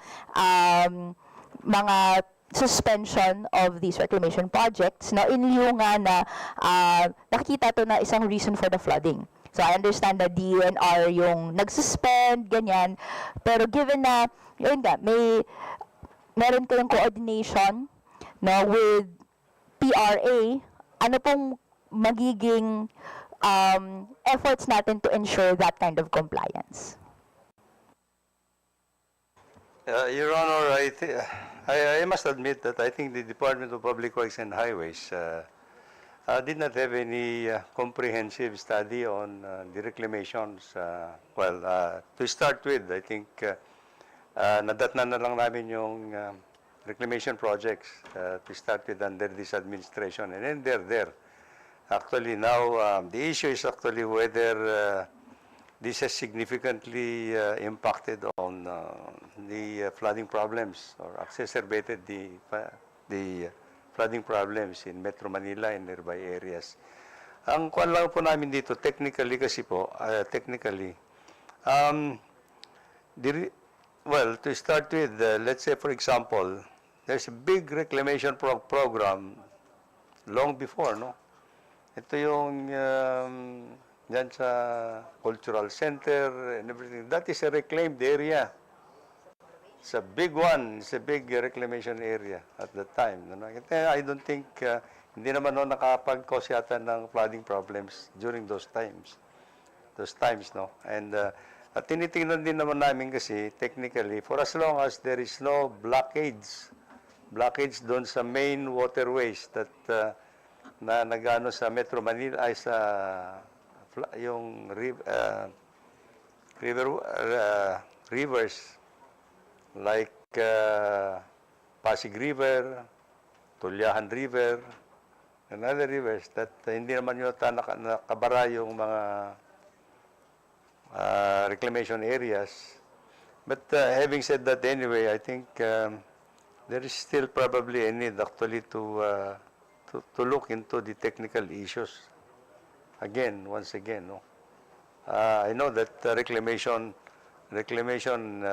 in many parts of the world is actually being done doon sa kanila. If there would be some scientific basis actually that we can see and adapt probably to abate yung mga flooding problems that may be caused actually. Yun po siguro ang pagtutuunan po namin ng pansin kung meron po. Yes po. Yung second question na lang po, yung sagot po doon, yung paano makakatulong yung DPWH sa pag-ensure ng compliance ng suspension of continued reclamation projects. Now, given yung naging earlier investigations in relation sa effect niya sa flooding, but may reports tayo na wala pa naman tayo nakuha report na na-lift na yung suspension, pero hindi naman po nasusunod yung suspension. Whatever is the technical contribution that we can actually participate, Your Honor, to address yung mga problems for the flooding that may be caused by the yung mga reclamations. I think we can do that. I think as far as I can recall, actually yung mga reclamation projects, they have already imposed actually a 400 meters space between mainland Metro Manila and the reclamation areas to give way for unimpeded flow of flood waters to the Manila Bay. So meron na pong space, no? They've required actually yung reclamation areas that from the existing Metro Manila to the reclamation area, meron natang imposed na 400 meters space. Hindi ho nakadikit ngayon yung reclamation areas in Metro Manila. To clarify po, yung 400 meters na to, ito yung supposed waterway na dito magde-drain. Yes. And tama po ba na is this the natural waterway or ito po yung binuo ng reclamation project na artificial at hindi alinsunod dun sa natural waterway na yun? Well, the natural waterway, as I can see, Your Honor, is actually the direct discharge of the main rivers in Metro Manila to Manila Bay. Like, let's say, Pasig River. Pasig River, that should be unimpeded. It should not be blocked at all. You know? Tulyahan River should not be blocked at all. Yung mga ganon. So all these things actually should be free from the intervention of yung mga reclamation areas, Your Honor. At sa bahagi naman po namin, may plano rin tayong mas i-explore at pag-aralan pa further kung paano yung effect ng reclamation ngayon na dahil nga perhaps sa mga patong-patong na effects of reclamation throughout decades na ang nakikita natin, for example, in Jakarta, ang effect ng sunod-sunod na to ay lumulubog ang Jakarta. And meron na nga pong mga studies na nagsasabi that same effect is happening in NCR. So, that will exacerbate at papalalain pa niya yung flooding na nangyayari in coastal communities. So, sa amin, gusto namin mas explore pa further and mas mapag-aralan pa. Sana magkaroon ng mga mas marami pang hearings like this para mas makapag-present din ng studies, yung DPWH. Sana ay yung cooperation po ni Honorable Secretary and your department and yung mga, lalo na ang coordinating bodies that is directly responsible for reclamation like PRA, makapag-present din ng findings and makapag-invite din tayo ng mga third parties that have like UP NOAA that have undertaken studies in relation to the effect of reclamation to flooding. Ito po, susuportahan din po buong buo ng Kongreso.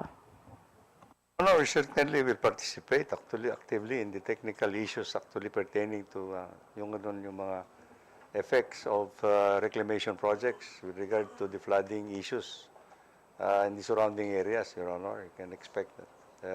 We will participate to the best that we can actually. Including siguro dapat DNR. DNR is the one that's issuing actually the environmental clearance certificate. Thank you, Your Honor. Thank you po. Okay, thank you for the questions, Congresswoman Ko. We'd like to acknowledge Congressman Carlos Andes Loria, 2nd District of Albay. Next to ask the question po is Congresswoman Bondok, please.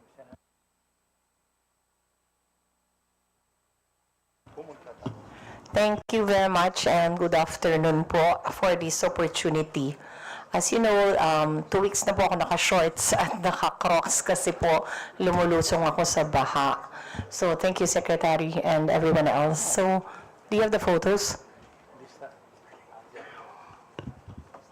Sige po, habang inaayos niyo po yung litrato, just to show you po.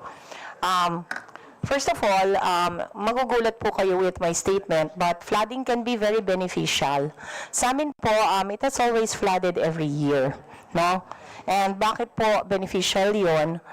Because pag bumaba po yung tubig galing po sa bundok, and that includes the Sierra Madre, okay? So, abot po sa amin yung Sierra Madre, dun po, ayan. So, back po, first photo. So, yan po, no? That's the Macabebe High School, ayan po. That's part of the 2 billion school buildings na binigay po ng DepEd, inabot rin. And that was just last week. So, dala-dala po nung ating pong kababayan yung relief goods ng DSWD. So, moving forward, opo. Ayan po, the flooding is the worst in 50 years. It got so bad po that wala na pong makapasok na sasakyan. And pinadala na po yung Philippine Army kasi it was the largest disaster po in the last 50 years. It was so horrible po that our district hospital was closed dahil po because inabot na po ng baha yung district hospital. So the patients had to be evacuated, and first time in 50 years also that the district hospital closed. So napakasad talaga noon. Ano po, buti na lang may backup hospital ako. So, linipat po namin doon. But we have suffered po the worst flood in 50 years or ever since ako po ay nabubuhay. And it's indeed very, very, very sad po. No? To the fact na nasarado pa po yung ospital namin. But that being said, yung tubig po sa amin ay galing po ng Sierra Madre. Okay? Aside from that, may tubig din po kami nagba-backflow from Manila Bay. So, dalawa po yung may tubig pataas going down at may tubig kami sa baba going up. So, nagkikita-kita po sila to produce the most massive flood ever seen. But again, flooding can be beneficial if it is properly controlled. Kasi po, nalilinis din po yung abono and pesticides. And then, nagtatanggal na rin. Ang masama lang po talaga pag nagtatagal po yung baha. Every year we flood and that gives new soil and the most fertile rice po in the entire Central Luzon. Kaya lang, by the way, Candaba Swamp is not only in Candaba, ha? Bulacan, areas of Nueva Ecija, and areas po Pampanga. Napangalan lang pong Candaba Swamp, just to let everyone know. And it produces po 50% of the rice in Pampanga. So, ililinaw ko lang po yon. So, marami yung nagsasabi, Doktora, ba't di ka nalang umalis dyan? Well, we can't leave because vital infrastructures are here, like the railway, and the NLEX. And we have the #1 fishing industry po in the Philippines, aquaculture, billion din po yan. And our industry will not exist po without water. Pero too much water, masama rin yun. So, 2 years ago, the NLEX flooded. And I always say, no, I'm very happy. I'm sad that the NLEX flooded, but I'm happy also that it flooded. Kasi dati, bahala ka sa buhay mo. But when the NLEX flooded, suddenly it was everybody's problem na po. And we realized that it's not a small problem of a certain number of towns, but it is now a national problem. So during that time, there was this debate whether dredging is useless or necessary. I think we've already settled that sa dami po nang nagsabi na dredging is important. My first question is, pwede ba kami bigyan na lang ng dredgers yung mga LGU para sila na lang po mag-dredge? Lalo na kami mouth of Pampanga River po kasi kami. That might be a better solution para yearly, i-dredge na lang po. I think pwede naman natin pong mapagtulungan po siguro. I think with the participation of the local governments. Ang ano lang po namin dito is we don't still have the equipment to start with. The equipment that we have now, yung pang nadatnan pa rin ni Undersecretary Momo nung Undersecretary pa siya. So lumang-luma na po, wala na pong mga, saka si Secretary Mercado nung araw pa, wala na pong mga spare parts yung mga yon. So I think ito po yung ngayong pinag-asam-asam namin na dapat makabili nga kami ng bagong dredging equipment in the next few years po. But rest assured po na kung meron po kaming equipment that would be made available, I think we can explore the possibility with the LGUs po. Not only with the LGUs, but ang programa po namin dito is actually once we have the equipment, we can do it by administration. Yes po. Okay. I would like to say that dredging is important sa amin. Hindi lang po because of normal soil na nahuhulog, pero ang nahuhulog po sa amin is lahar. So can you imagine kung gaano katigas yun, and that's occupying the bottom po of all our rivers.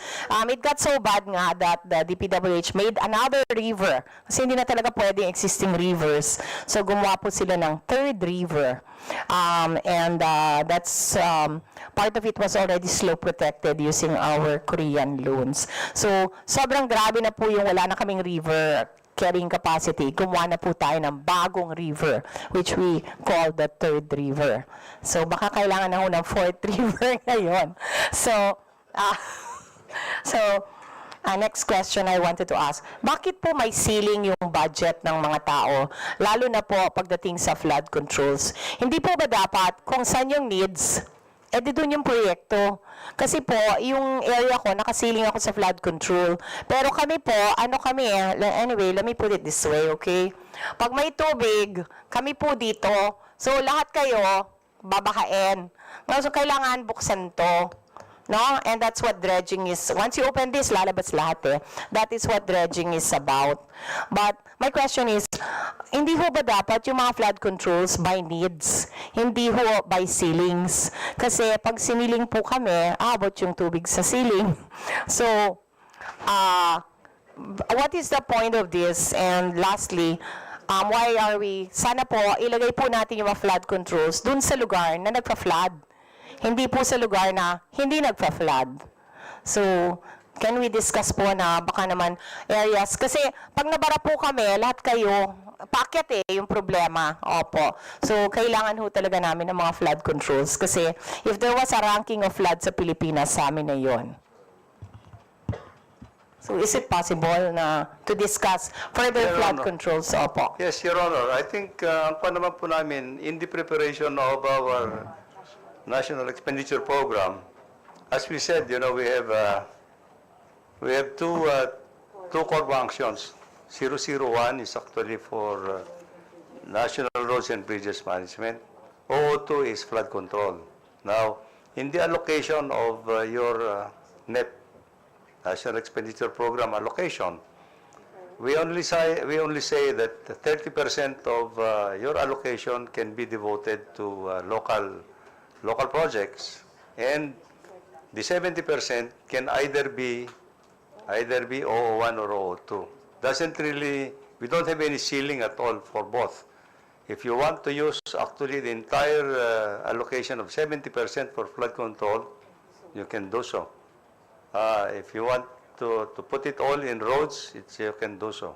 as well. It's flexible, Your Honor, depending on the requirements that you may need in that area. So wala ko kaming ceiling na ini-impose for flood control or roads at all Well, for the 70%. opo, pero nakasiling pa rin ho yun. The ceiling is actually the ceiling that you are imposing is actually yung allocation Per person. for the legislative district. Ayun na nga ho, but we shouldn't confine it ho to per legislative district 1 bika or something. Dapat alamin mo kung ano yung needs. Kasi yung flood control namin is possibly more than 1 B already. Opo. And again, kung saan po yung, kasi kung ako mababaha, hindi lang ako lang eh. Lahat po tayo mababaha. We can no longer pass the NLEX. Our railway is going to be useless. So, sana po, pag-isipan lang. Opo. And then moving forward po, ano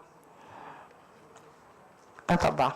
I was always told when I was young na Jaika told me when I was really starting out, sabi, you cannot fight water. As I was borrowing 7B, they told me you cannot fight water. You have to learn to live with flood. So how are we adapting ourselves? I'd like to share po yung school building po namin. Paki-project lang po. Sige po, next pa.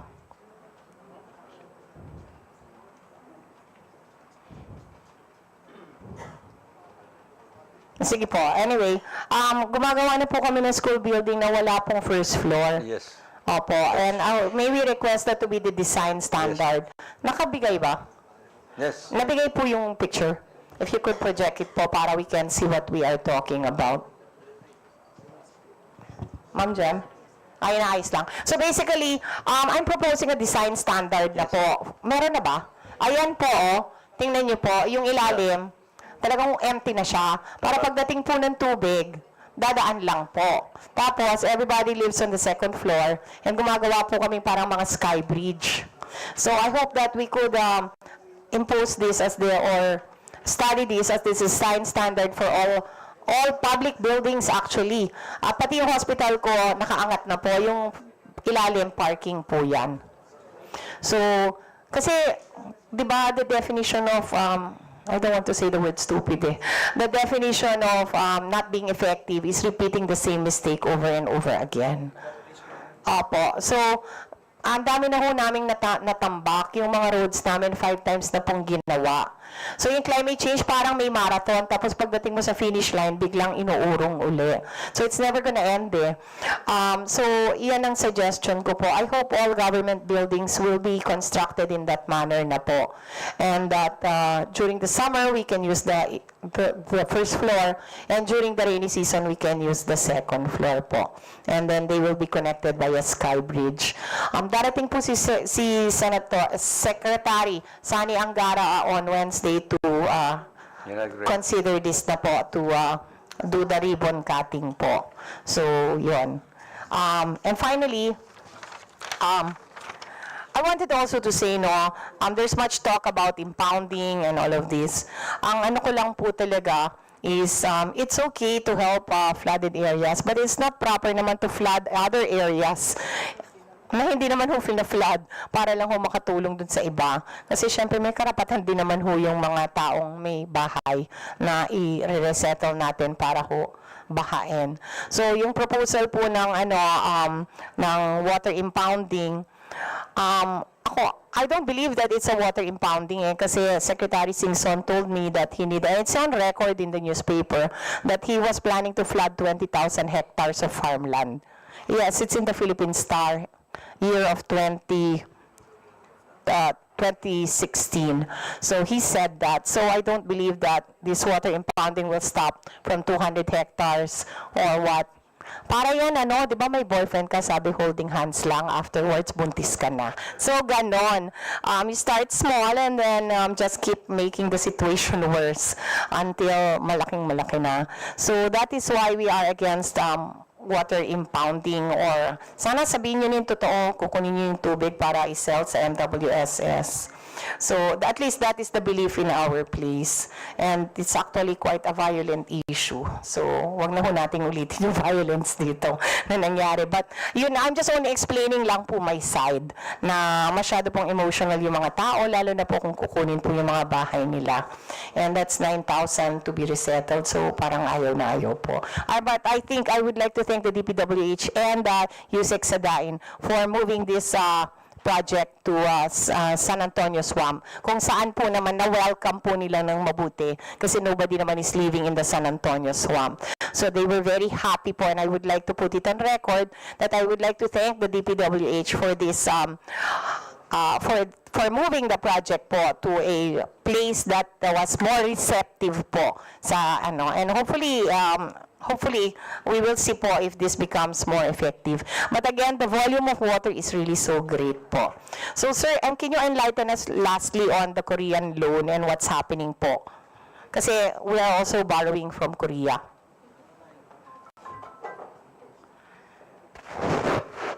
Your Honor, may I ask our Senior Undersecretary to elaborate on the status of this project? Yusek Sadain is recognized, please. Thank you, Mr. Chair, Your Honor. The phase one, as what has been mentioned by the good Congresswoman, has already been completed sometime April last year. And that was the phase one. And the phase two, that would extend all the way upstream by 17 kilometers. That is actually in the pipeline now of the Korean Exim Bank, ma'am. So they're looking at on some revisiting of the FS that was previously done way back 4 or 5 years ago.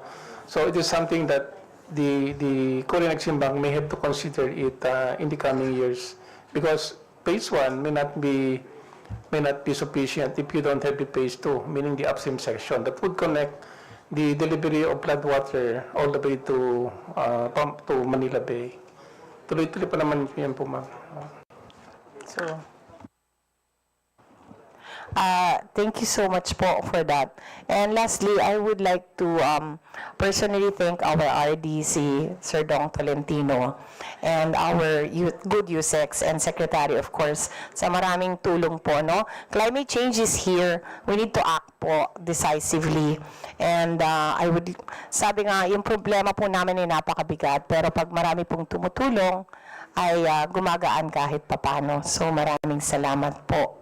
And sana po magtulungan tayo moving forward. Makakaasa po kayo. Thank you, Congresswoman Bondok. We're down to our last two members. Next to ask the question is Congresswoman Garcia.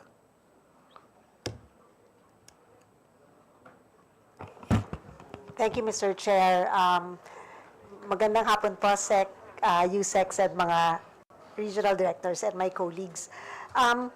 Just some observations, Mr. Chair, on the comments earlier cited already. So this representation agrees with the Secretary and other representatives with the importance of, with the observation of the silted riverways. So it's really very evident na kung walang pupuntahan yung tubig, talagang maninira po ng kabukiran, ng bahay, etc. So, I agree po with the proposal of Secretary na sana makapag-dredge or desilt tayo by admin, and hopefully, Sec, hindi lang by region yung pagbaba nung by admin, pero sana by district, considering the length of riverways that needs to be desilted. Second, I just wanted also to share the importance of a master drainage plan, not only a flood control plan. So when I was a local chief executive, I contracted a consultancy firm to do a master drainage plan for the municipality of Dinulupihan. Partially, yung mga binabahan noon, the rough cost around 5-6 years ago was 1.2 billion. So this is only for one municipality. So kahit na merong initiative yung municipality for having a master drainage plan, medyo imposible pa rin po talaga i-fund.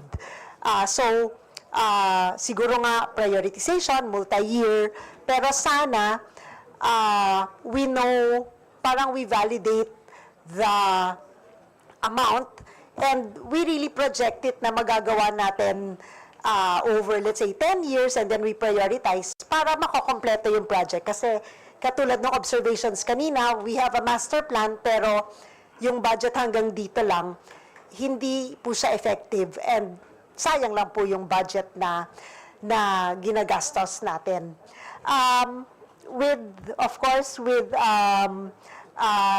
due respect to Congresswoman Ana, our master drainage plan has a component of a retention pond. The plan was zero inundation, 50 years, computing the volume of rainwater, etc. Wala talaga siyang pupuntahan. So we really need the retention pond. And then little by little, release it. Pero sana we also have the other agencies' validation on how to, kung hindi natin i-release sa rivers or sa outfall natin, sana we can reuse the water kasi nandyan na siya. So, I don't think it's only a DPWH initiative. It can be NIA, it can be water resources, it can be, so we can use the flood water sana. Pero, again, multi-agency po talaga yung issue ng climate change. So, if other LGUs have such studies, and baka yung other LGUs will not have that budget, baka we really need to put in master plan feasibility studies in our budget para once and for all, we have a complete feasibility study for all the LGUs, for all the concerns, para we know what are the root cause of our problem is. And of course, decide how we want to tackle that problem. Thirdly, kanina we were saying, Mr. Chair, you were saying na we are requesting for DPWH to submit the list of the projects since 3 years ago, and then what has been completed and what has not yet been completed and what has been damaged. But may we also request for the complete list of flood control projects that's needed. Kasi, echoing Congresswoman Ana's comment,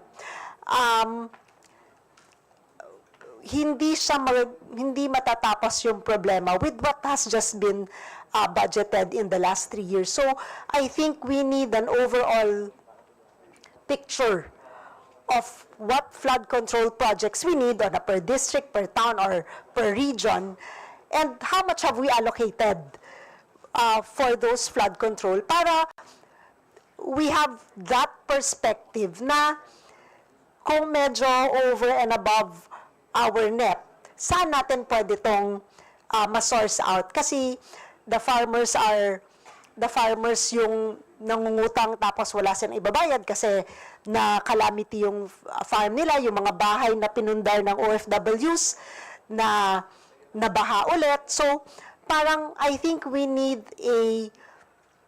yung overall picture of our flood control issues, yung budget natin, para nga we can have a band-aid, short-term, medium, long-term solution for our flood control projects.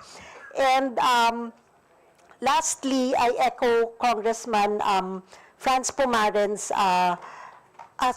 somebody else says about the bridges. So I think our problem is not only flood control in terms of riverways, bridges have been affected as well, and aside from this, the landslide areas as well.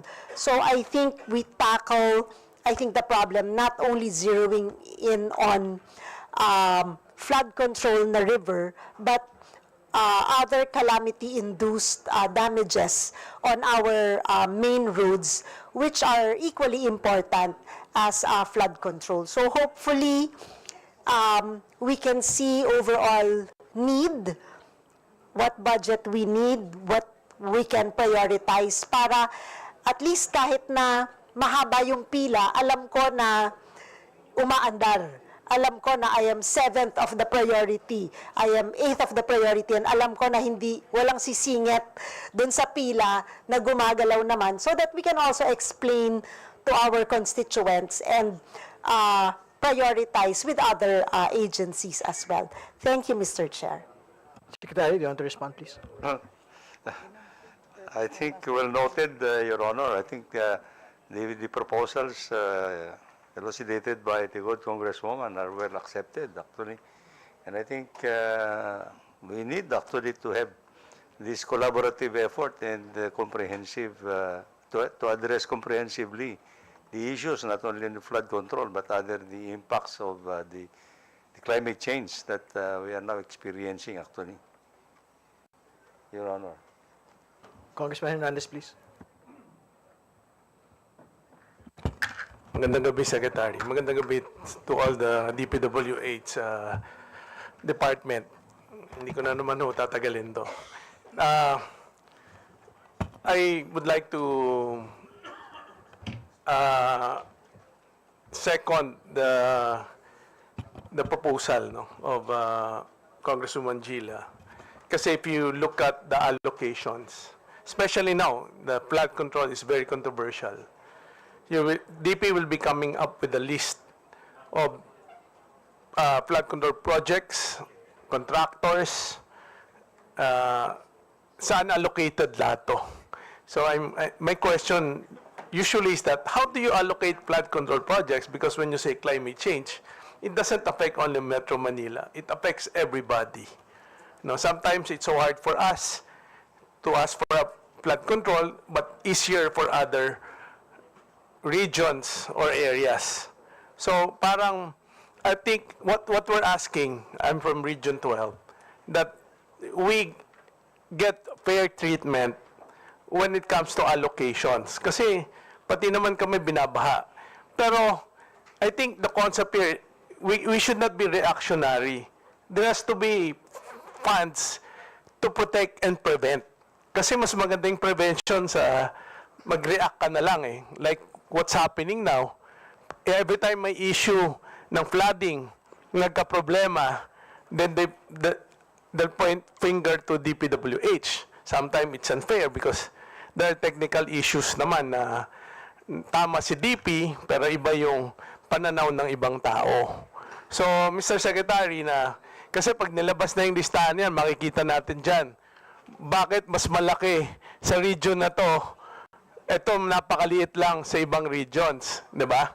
So, I hope with this budget in 2026 budget na we also get a fair treatment in the allocations that we ask. Kasi maraming binibigay eh. Sometimes lumalabas na lang yung listahan pero hindi naman yun yung priority.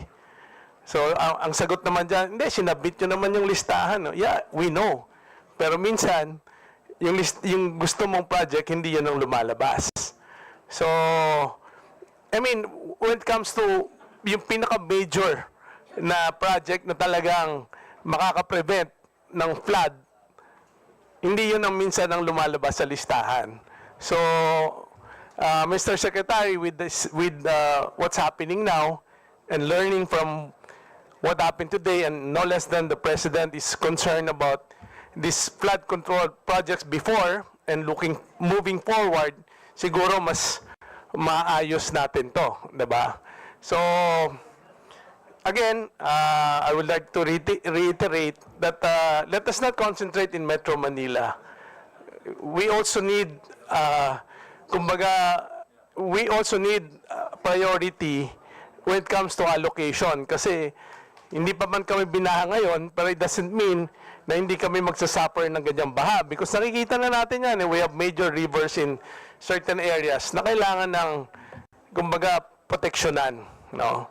So, at least, siguro pag lumabas yung listahan, makikita natin yan, Mr. Secretary. Maraming magtatanong dyan. Bakit malaki dito? Bakit maliit dito? Bakit ganito nangyari? I will leave it to DP to answer that. So, given all these issues today, o ginabi na tayo, maraming insinuations, maraming nagtuturo, maraming nagdududa. Maybe before we end this, Mr. Chairman, we also would like to give the Secretary and the entire DP family, baka meron silang gustong sabihin na gusto nilang ipaabot sa publiko, that every time there's a problem like this, it's not always it's not always DP ang may kasalanan. It might be technical, but this is the opportunity na dapat din nating ibigay sa kanila kasi maraming katanungan eh. Hindi lang naman sila ang involved dito, marami pang iba. Pero maybe this is the right time before we end this session na baka merong gusto sabihin si Secretary o may mga undersecretaries na you want to clarify and to end with the statement by saying that we are doing our job.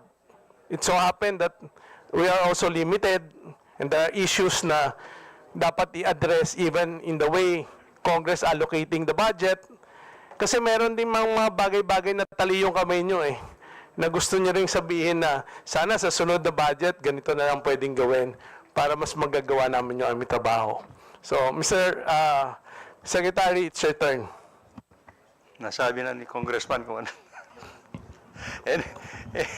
Anyway, yes, thank you for that input, Your Honor. I think what we are actually aiming for is actually that in the next 3 years of this administration, that it will be more coherent, actually, and more collaborative effort from the legislative and the executive to do the best we can, that we can coordinate with the priorities actually in each of the legislative districts and in all the areas in the country actually to address itong mga pressing problems natin. I think collaboration is one we need actually. Sana if we can avoid surprises eventually, then that would be the best way that we can move forward actually para we concentrate on priorities actually in the formulation of the forthcoming budgets of the department. Sige po, I think wala na po magtatanong. Mr. Chair, Ay, last Congressman interpolator. Ko, please.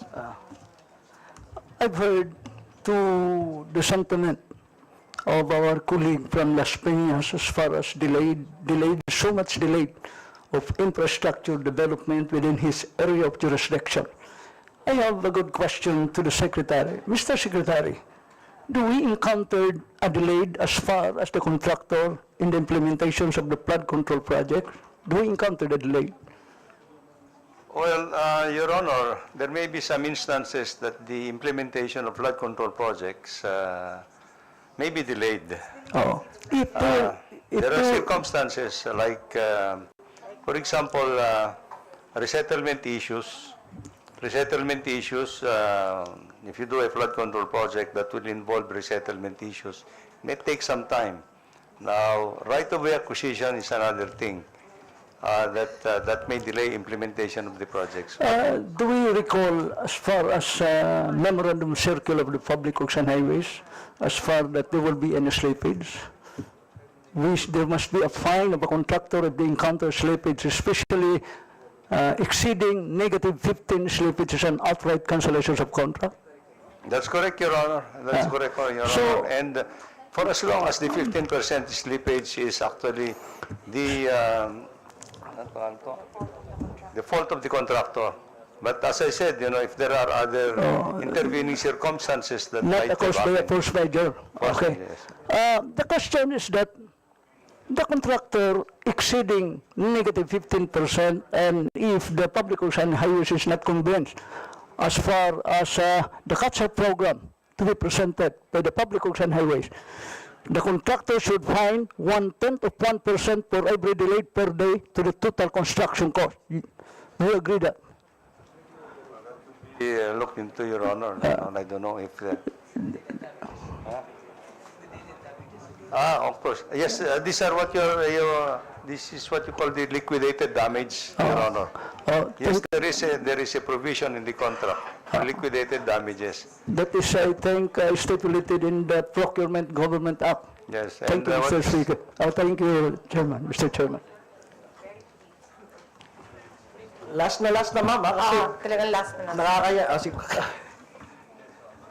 Given that climate change is only gonna get worse and Metro Manila is really underwater, would you suggest that, I personally am suggesting that we move all government buildings to Clark, para tapatin na natin na babahay na lang tayo.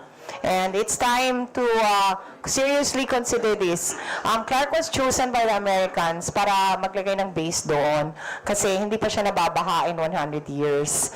So, siguro tapos na yung pinatubo. Kasi ang Jakarta po is sinking and always flooding, so they moved. So, on a note, maybe we should look very hard at what we're doing here.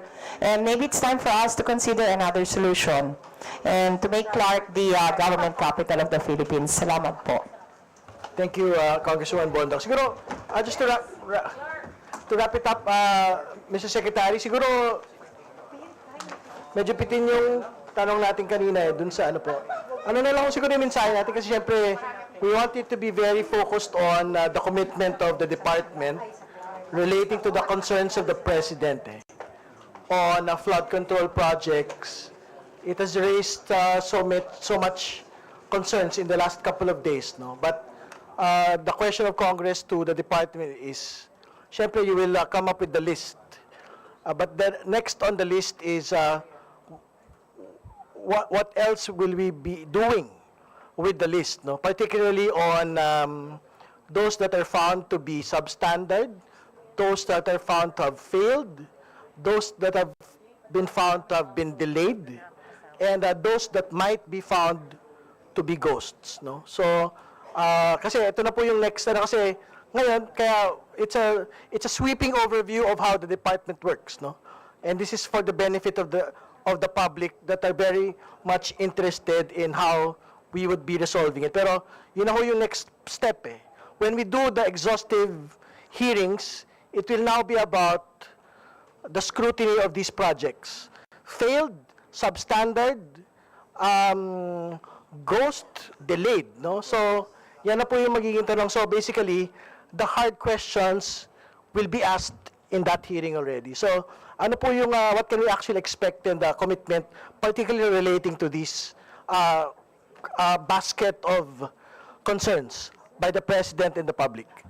Well, Your Honor, I think this is the basic premise of the intent of the President, actually, to see how these projects have been implemented. If there would be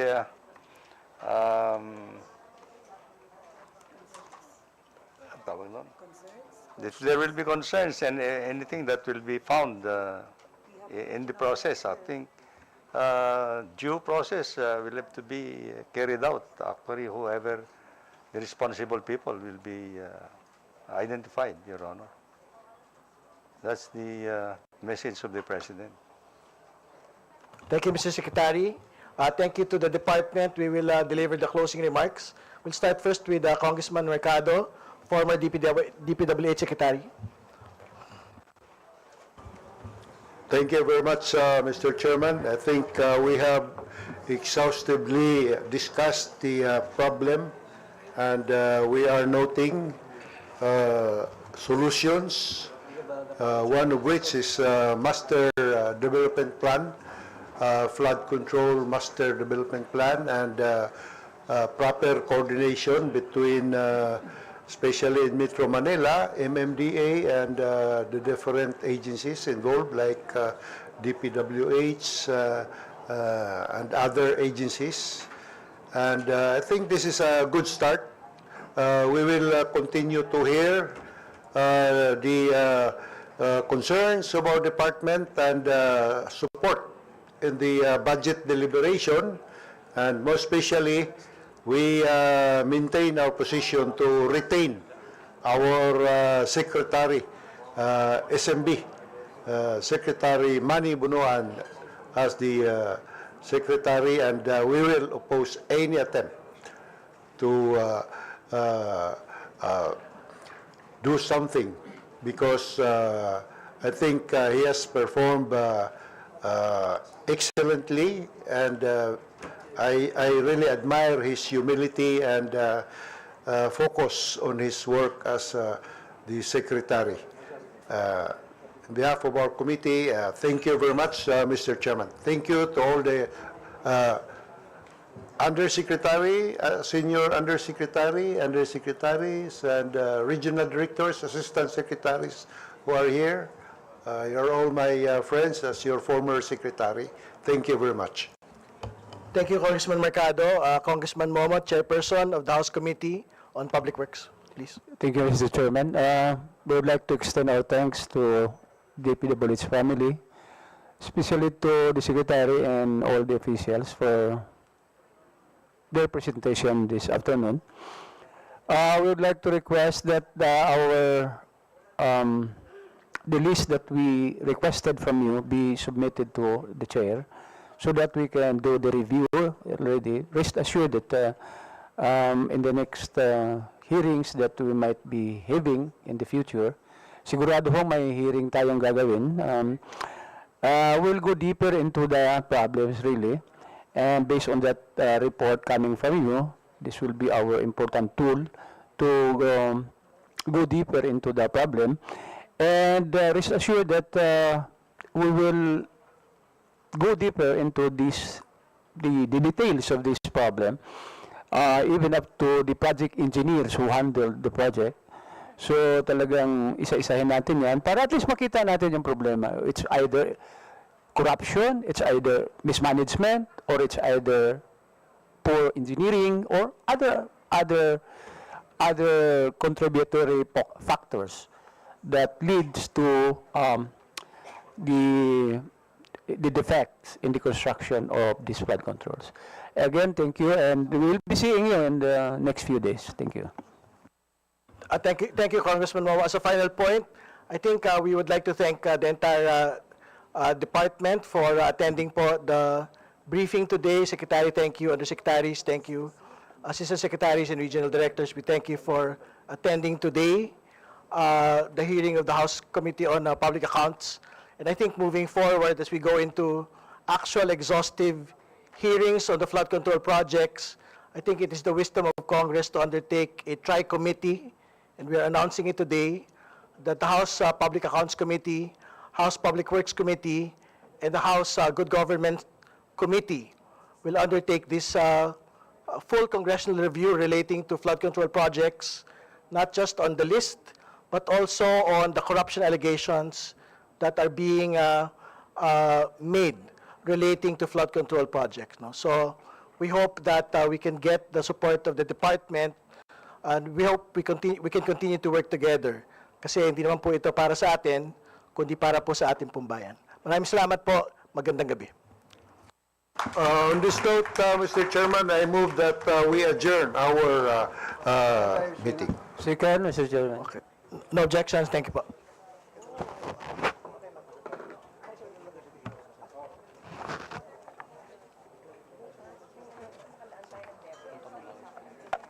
Yes, sir.